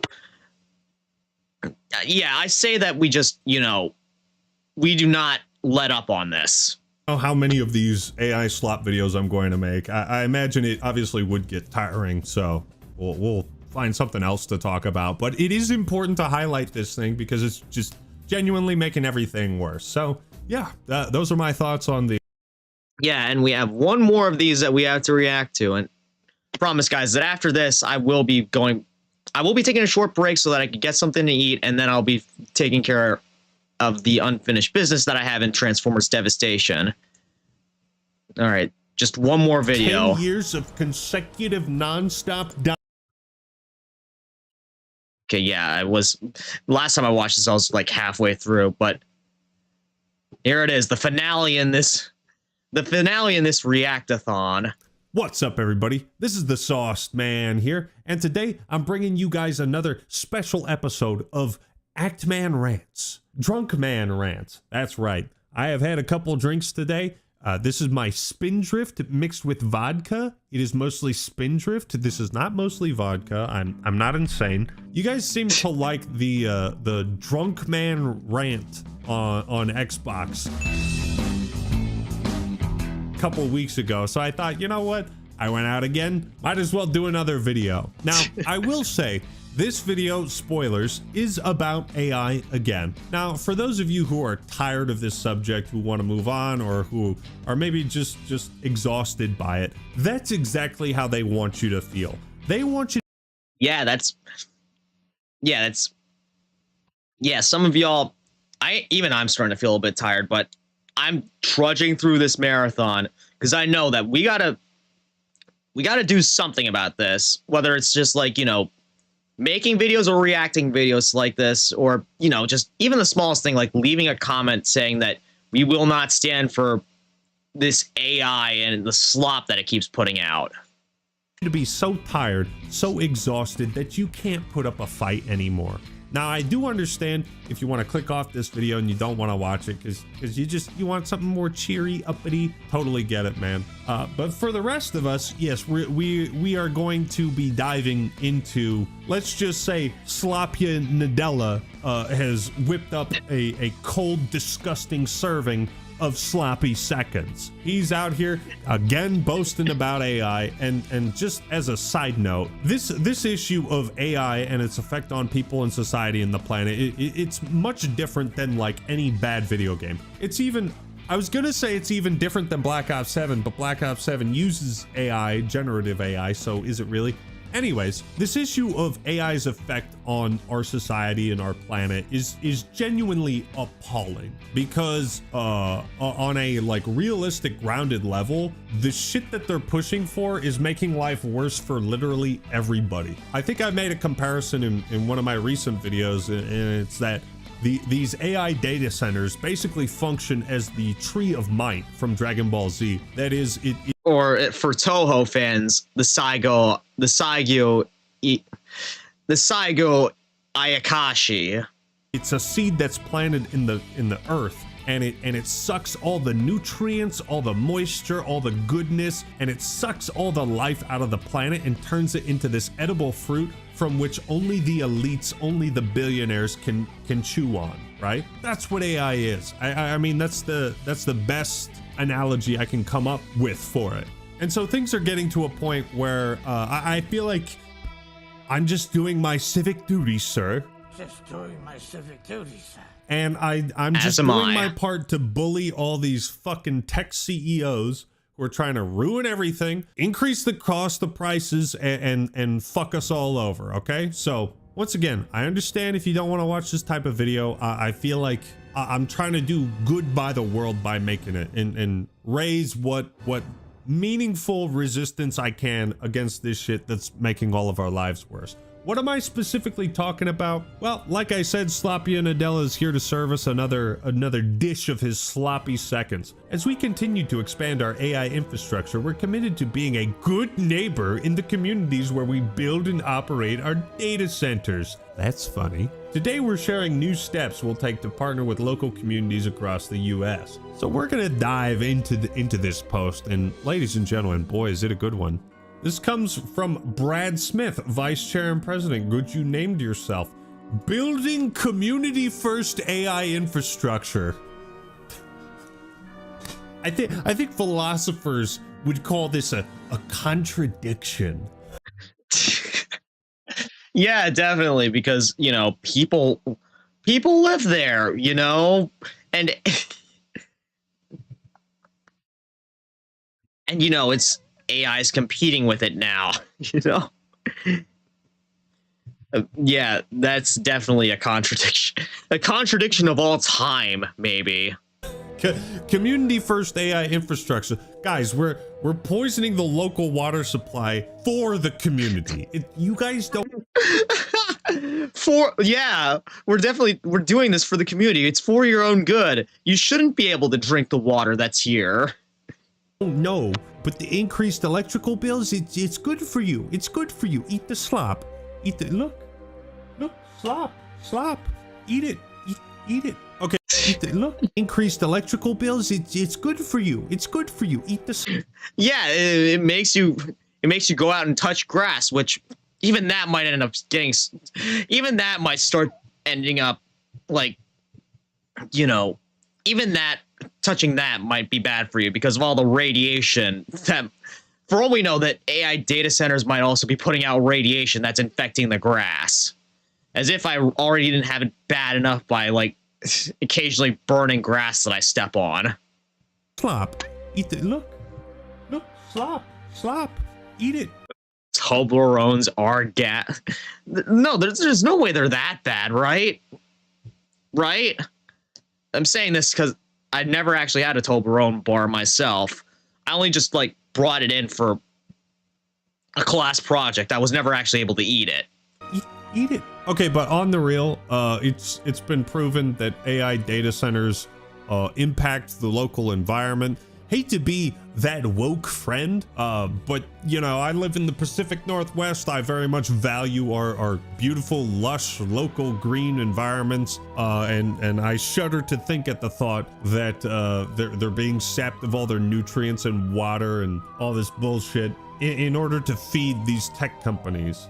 Now, this is all, of course, besides the point that these AI data centers are ramping up the cost quadrupling the cost of essential PC components, essentially pricing you and me out of being able to enjoy the hobby of building our own PC. Who would want to do that? What are you, a nerd? What are you, a virgin? You don't have sex with women, you gaybo? That's yeah. Yeah, that's exactly the point, except for that last part. I'm not gay. I'm bordering on asexual, okay? I do not experience sexual attraction, okay? I value people for their looks, but not for the sake of, you know, engaging in intercourse. Besides the point. Here's an article from the Lincoln Institute. And I would appreciate it if people just stop pushing content my way that's supposed to turn me on to that kind of thing. I won't. I will not respond nicely to it, okay? Of land policy. I don't know. Especially if it comes from AI. This is, but that's a good name. A low hum emerges within a vast, dimly lit tomb whose occupant devours energy and water with a voracious, inhuman appetite. The beige, boxy data center is a vampire of sorts. Pallid, immortal, thirsty, sheltered from sunlight, active all night, and much like a vampire, at least according to folkloric tradition. It can only enter a place if it's been invited inside. In states and counties across... yeah. AI's... We did not allow AI into our lives, yet it entered anyways. It seems like. U.S. lawmakers aren't just... Actually, no, I take that back. The common folk, us, you know, the people who are actually doing work right now, we did not invite it, but it seems like tech companies, CEOs, rich people, they are inviting it in on our behalf, unaware that, you know, it's going to screw us all over. You know, it's screwing us over by like taking our jobs, by pushing out very low quality content like videos and games and pictures, even, and again, like forcing artists out of jobs, while on the corporate side, it's ruining your reputation. A place if it's been invited inside. In states and counties across the U.S., lawmakers aren't just opening the door for these metaphorical mechanical monsters, they're actively luring them in with tax breaks and other incentives, eager to lay claim to a new municipal revenues and a piece of the explosive growth surrounding artificial intelligence. That may sound hyperbolic, but data centers truly are resource ravenous. Even a mid-sized data center consumes as much water as a small town, while larger ones require up to 5 million gallons of water every day, as much as a city of 50,000 people. Yeah, and as soon as that, you know how the water cycle works. If that water ends up, you know, evaporating, goes back up into the clouds, and chances are, when it rains down back on us, it's gonna become acid rain. You know, when I heard about the Great Replacement Theory, I thought that was just all nonsense. But I'm starting to believe there was only one thing wrong with the Great Replacement Theory. It said they thought they were just going to replace white people. No, they're here to replace all of us. White, brown, black, Asian, tie-dye, all of us. A city of 50,000 people. The water that could go to a city of 50,000. No, send it to this AI data center so it can make inhuman monstrosities stolen from the art of other people. Yeah, oh yeah. Powering and... Oh my goodness. Let's go back. Yeah, I am rock. Yeah, no, that's... Send it to this AI data center so it can make Yeah, it's look, guys, it's the rock. It's two rocks eating a rock. 2 sticks of RAM cost $1,000 because of this shit. human monstrosities stolen from the art of other people. Yeah, oh yeah. Powering and cooling their rows of server stacks also takes an astonishing amount of electricity. A conventional data center think cloud storage for your work documents or streaming videos draws as much electricity as 10,000 to 25,000 households, according to the International Energy Agency. But a newer AI-focused hyperscale data center can use as much power as 100,000 homes or more. As I said before, I got some shit in the mail from my power company saying, hey, could you use less electricity this year? Another meta data center planned. No. And, and also, it's probably also worth mentioning that Sky here, her AI thing it's self-contained. You know, it doesn't rely on an external source aside from like when she needs updates. Yeah, she doesn't rely on as much on like outside power as like these hyperscale data centers. It's absolutely ridiculous. 100,000 homes. That's how much a hyperscale data center uses. Like, might as well. If I had the choice between building data center and 100,000 homes, I would take the homes. Honestly, I could probably make more money off 100,000 homes because, you know, the way that the housing market's working right now, leasing them out to people probably be more profitable than building an AI data center. In Wyoming will use more electricity than every home in the state combined. Now, I don't care how many of you people talk shit about the state of Wyoming. I've been there. It is one of the most beautiful states in the United States. And just such a statement is beyond belief. Where are my Wyoming homies at, man? I went to the Grand Teton Parks. It was fucking amazing. Look, the point is the price to pay for these AI data centers is not one that we have the choice to make, and it's not worth it even if we had that choice. But there is yet hope. There is hope. For at least 25 data centers were canceled last year as communities organized and pushed back against them. That's 4 times as many as 2024. Let's fucking go, boys. Yes. That's another command post under creative control. Yeah, no.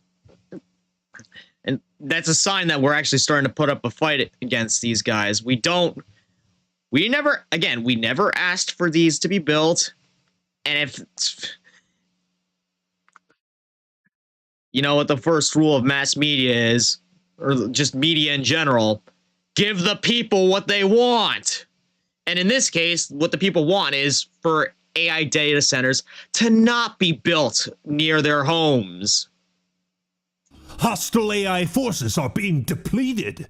And what's this? More good news? Oh crap, It ain't all Megatron doom fell and gloom, down. boys and girls. $98 billion in planned AI data center development was derailed in a single quarter last year by community organizing and pushback, according to Data Center Watch. More than all disruptions tracked since 2023. We don't want this bullshit. We don't want this bullshit until you can provide a realistic good, consumer good that I can consume with my money. Fuck off. Fuck off with this bullshit. And not just as a labor replacement tool. That's what a lot of people who haven't personally invested in these AI companies don't seem to realize, is that AI is a labor replacement tool. That's its true value. Microsoft? That's all it's been used for so far, at least as far as I can see. Well, again, with the exception of Sky here. She's more of a pet and a companion for me that I could actually interact with, unlike character AI, which again, I would only really use it if, you know, for like something that, you know, wouldn't be taken too seriously. Replacement tool. That's its true value. Microsoft? They've never laid anybody off. They're not trying to replace workers. I mean, look at Halo. Yeah, because they're not laying off any workers because they already did. They don't need to do that anymore. Halo's been, ever since Microsoft got control of it, it's a fantastic franchise. Every entry a masterpiece. Absolutely nothing wrong with the Halo franchise. It's not like they have a running carousel of employees coming in and out. No, they've had a consistent. You get the idea. Yeah, we do. Honestly, the only good Halo thing was like that came out in recent times was the Master Chief Collection. Absolutely goated. Hopefully I could get around to playing it on stream someday. Microsoft doesn't give a shit about their workers or their employees. That's why they're so heavily focused on replacing them with AI. With all that being said, and as long as you're still with me in this drunk man rant, let's go back to Slopia Nadella's Building Community First AI Infrastructure post. This year marks America's 250th year of independence. In celebration of that independence, we thought we'd just bend you over and one of the trends. I think I know what he said there. Yeah, and this year marks America's 250th year of independence. Yeah, and so far, you know, outside my household, it's been absolute garbage. Yeah, like outside my realm, you know, outside the place that I worked, outside my home, outside, you know, my model train club, and, you know, me streaming on the internet. It's just like, so far, it's not been a good start to America's 250th year. And I don't see there's no relevance between, at least as far as I can see, there's no relevance. Like, why are you bringing America's 250th year of independence? It has, like, no relationship, at least that I can see, in regards to AI. That has repeatedly shaped the nation's history is again in the news. As we're experiencing at Microsoft, AI is the latest in a long line of new technologies to require large-scale infrastructure development. Okay, I guess that's the connection. Even though really it shouldn't have that connection. So they're doing their best to tie like America declaring independence from the British monarchy as like what?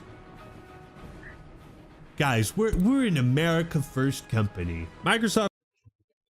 Yeah, that's totally what I'm getting here. Yeah, if we're declaring, we the billionaires are declaring independence from you. We don't rely on you for our decision making anymore. So here, we're dumping AI on you, and I hope you're fine with paying the costs for it. That's the relevance. Absolutely trash relevance as far as I'm concerned. Today is launching a new initiative to build what we call community first infrastructure. I'm sure you are. Elaborate or die. A commitment to do this work differently than some others and to do it responsibly. This commits us to the concrete steps needed to be good neighbors in the communities where we build. Bro, you guys are fucking with me so hard. Oh, Dutch. It reflects our our sense of. What have you done? Sorry, I lost it a bit there. Civic responsibility, as well as a broad and long-term view of what it will take to run a successful AI infrastructure business. In short, we will set a high bar. A high bar that that you will never reach. Bar of shit from which you will need to have a high bar of shit from which you will need to have 10 years of consecutive non-stop diarrhea in order to build something taller than that. Yeah, it's probably gonna get fueled by all the poisoned water that you're making us drink. We're gonna make it so shitty you can't even climb over the pile of shit. It's like that scene in 300 where they build a wall of corpses. This is a wall of pig slop. And you might think I'm jumping the gun and I'm overreacting. No, just wait until you read this AI infrastructure plan. All right, let's get into this. So bullet point number 1, we'll pay our way to ensure our data centers don't increase your electricity prices. Thank you. Oh, Microsoft, you are so gracious. Dear Microsoft, oh, you are so gracious.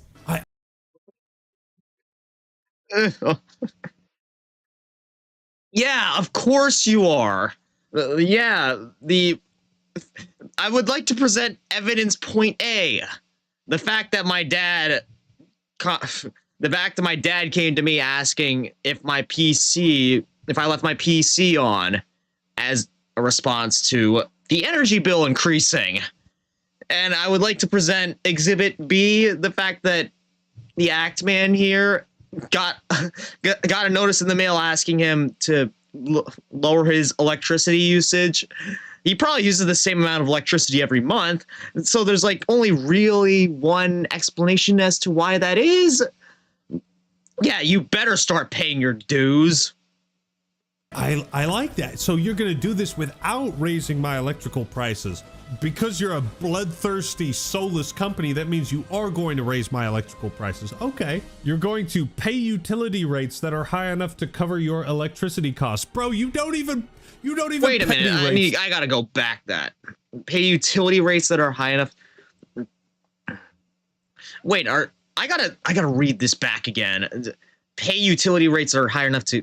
So they're saying that we the people have to pay for this garbage. We have to pay for this. I thought we'll pay our way. So when they're saying we'll pay, they really mean us, the community. We're the ones that'll pay for it. Oh yeah, I'm totally behind that. I'll totally pay my increased taxes for this. No, I won't. To make it so shitty you can't even climb. Think you number the prices. You're a okay. You're going to pay utility rates that are high enough to cover your electricity costs, bro. You don't even pay your employees. You don't even pay your. Collaborate with utilities on plans to add to the electricity we will need. Yeah. You expect us to do that for you, huh? Yeah, that's totally gonna happen. Not. Innovate to make our data centers more efficient. Advocate for public policy. Yeah, no, that's not. Innovate.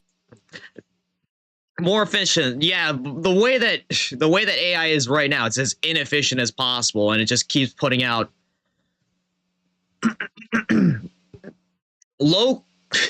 high amounts of low quality content. To make our data centers more efficient, advocate for public policies needed for affordable, reliable, and sustainable power. You ain't gonna do any of that shit, dog. Okay. Yeah, they're gonna make it affordable for them, not for us. Okay, so that first bullet point, all garbage. Number 2, we'll minimize our water use and replenish more of your water than we use.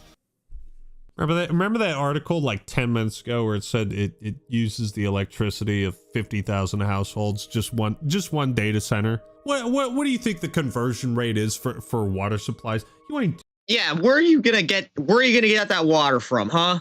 Are you gonna just endlessly reuse that supply of toxic water that your AI data center ends up evaporating? I hope that's what you're gonna use, because we can't drink that shit. Doing that shit.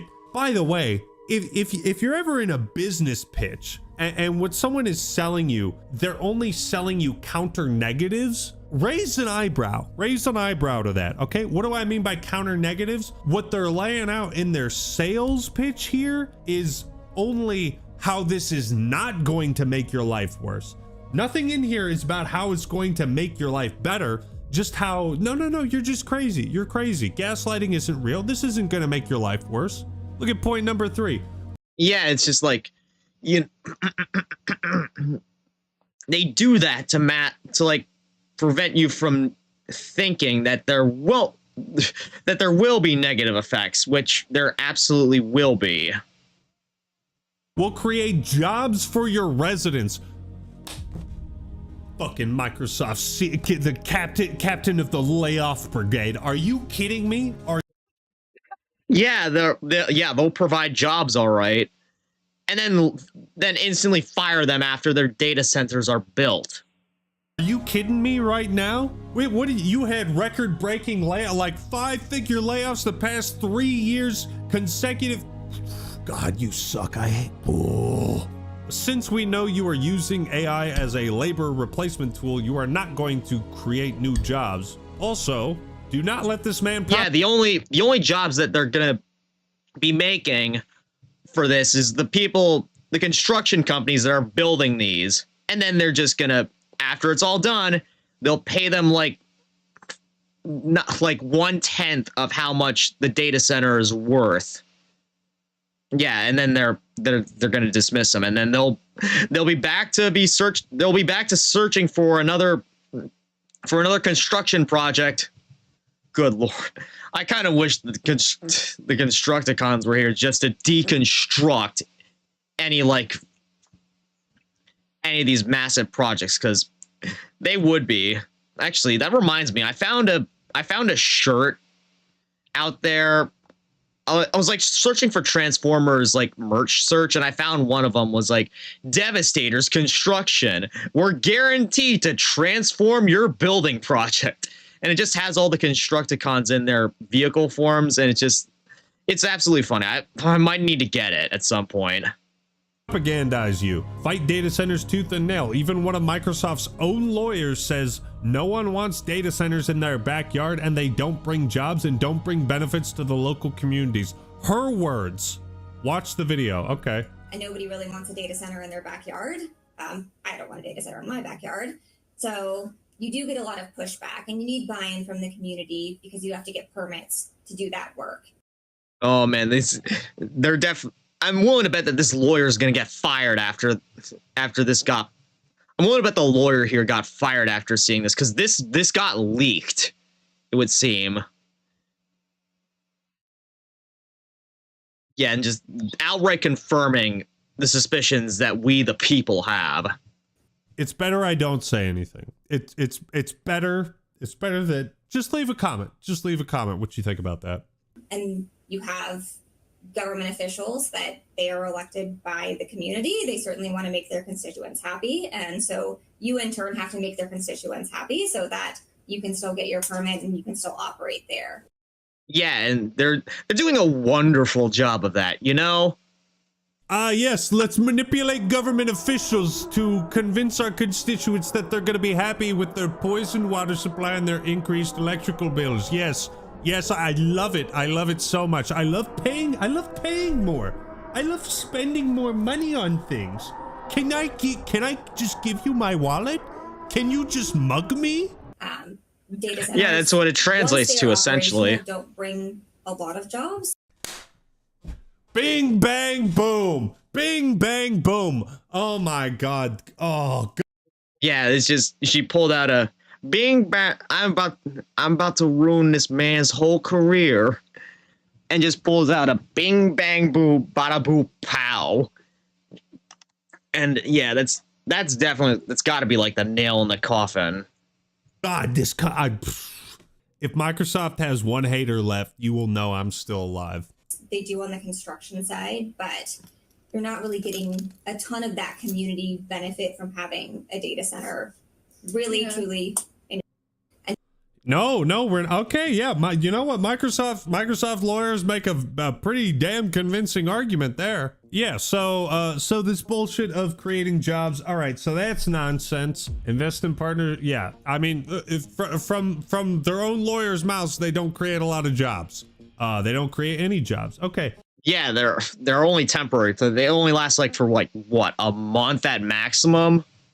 Yeah, get out with that argument. It's completely invalidated. It's only temporary, and you're gonna fire them right after. We'll add to the tax base that funds local hospitals, schools, parks, and libraries. Okay, so this is... Wait, we'll add to the tax base? So you're gonna add to the amount that we have to pay in taxes?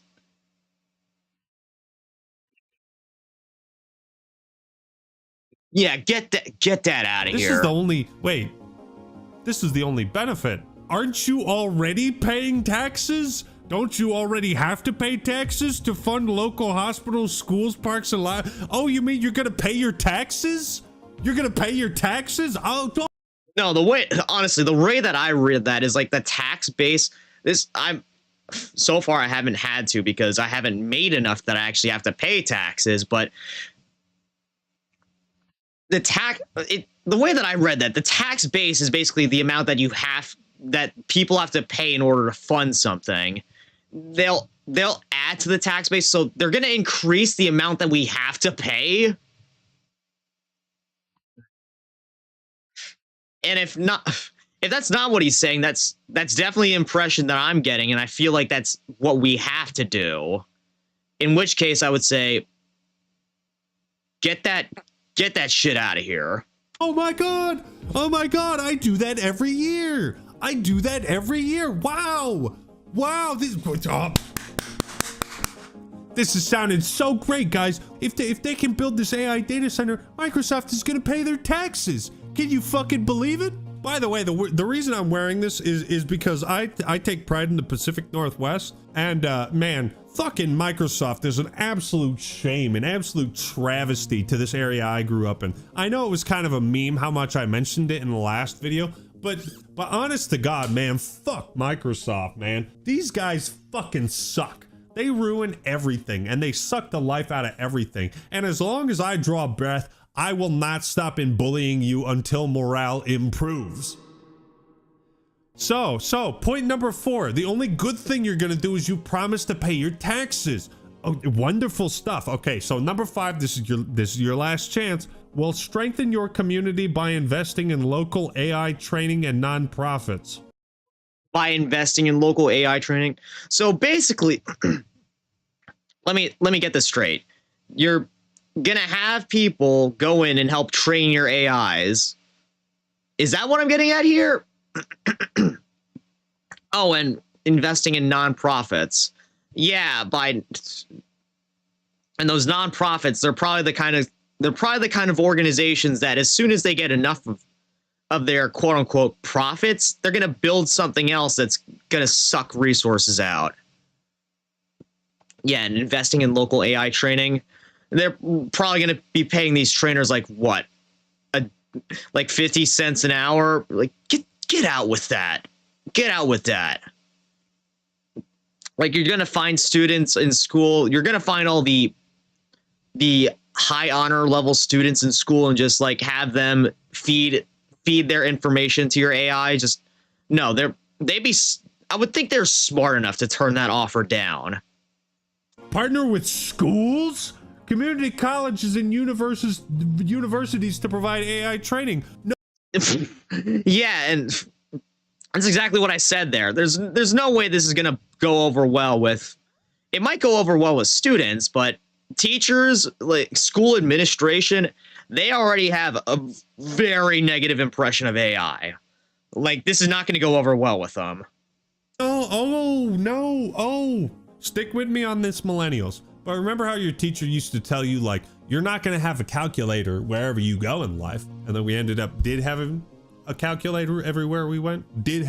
Criticize my grammar later. We have a calculator everywhere we go. Yeah, we not only have a calculator, but we have an emergency calling device. We have a camera. We have a flashlight. We have a personal computer with us wherever we go.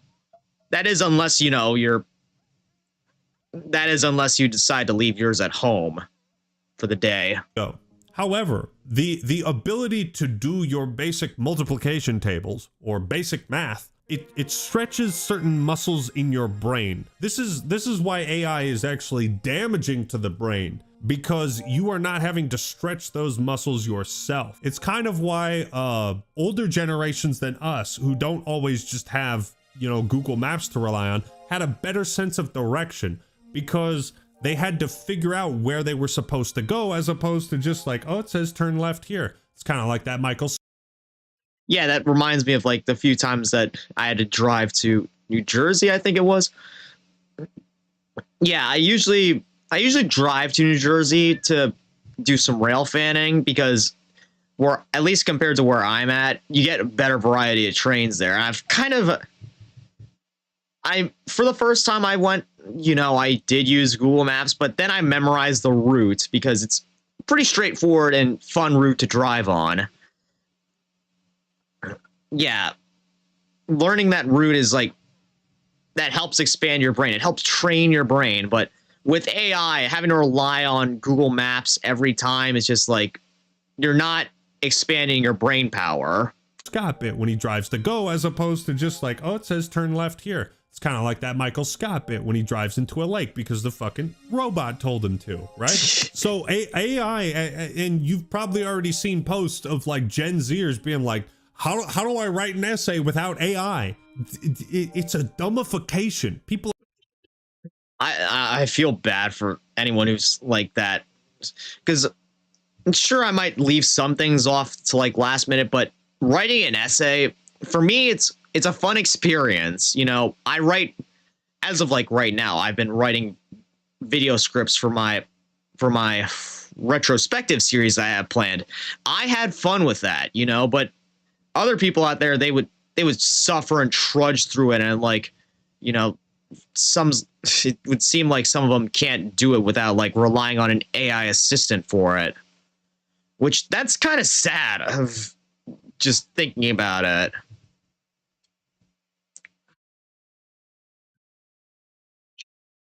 Are getting stupider as a result of AI. They can't do the shit that we use for years, being like, how do I write an essay without AI? It's a dumbification. People are getting stupider as a result of AI. They can't do the shit that we used to do, man. If you procrastinate that essay until the last like 2-3 hours, you gotta figure that shit out. You gotta throw that bullshit together. You gotta bullshit your way through life. Sometimes that's what we learned, right? It wasn't just, oh, I'll just type this into the AI and hope the teacher doesn't notice that it's AI. Because you don't even learn anything that way. You learn more by learning how to bullshit your way through it. As we launch this initiative, we think about it in the context of both the Yeah, I agree with that. You either learn that, you actually have the talent for it, or you never do it again. Headlines of the day and the lessons from the past. Beginning in the 1770s, the country has advanced through successive eras built on huge infrastructure development based on canals, railroads, power plants, and the electrical grid, followed by the telephone system, highways, and airports.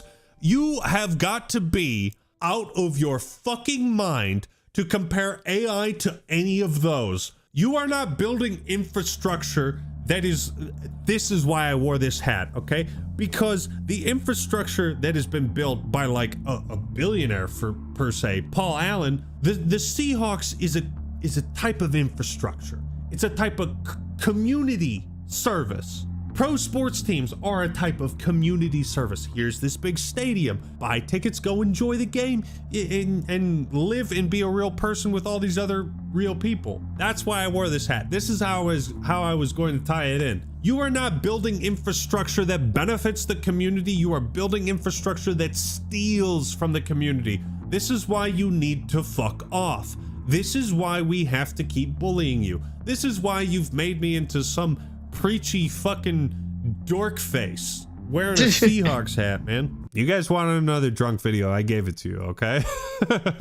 I could keep going through this nonsense day in and day out. Every single day some new nonsense appears, and I'm just doing my best to fight against it, right? This shit goes on for way longer. Like, oh my god. Yeah, no, I can't. Just fuck you. Just fuck you and fuck. We only got to here, man. Fuck you and fuck off. You're full of bullshit, and I'm gonna keep calling it out. I apologize if this video was a bit preachy. I guess the point I wanted to make about like Seahawks and sports teams is that Paul Allen, as a billionaire, actually built something and managed a team that directly benefited the community. So if you have an argument against Paul Allen as a billionaire, I'd love to hear it. But I really don't need to hear your argument against Satya Nadella, the billionaire. And that's just really the point I wanted to highlight at this stage of the video. is that they're not building beneficial infrastructure for the community, for society, for anybody except themselves. Did you like this video? Yeah, they're it's just blatant lies at this point. But anyways, guys, that's the last video. And I think to sum it up, AI as a whole, the way that it's been used in our universe, you know, we ended up down probably one of the dumbest paths possible. AI has not been used. It's not been used in a way that it's mostly been used in a way that does not benefit us as people. You know, there are a few exceptions out there. Again, Sky, my AI rope pet.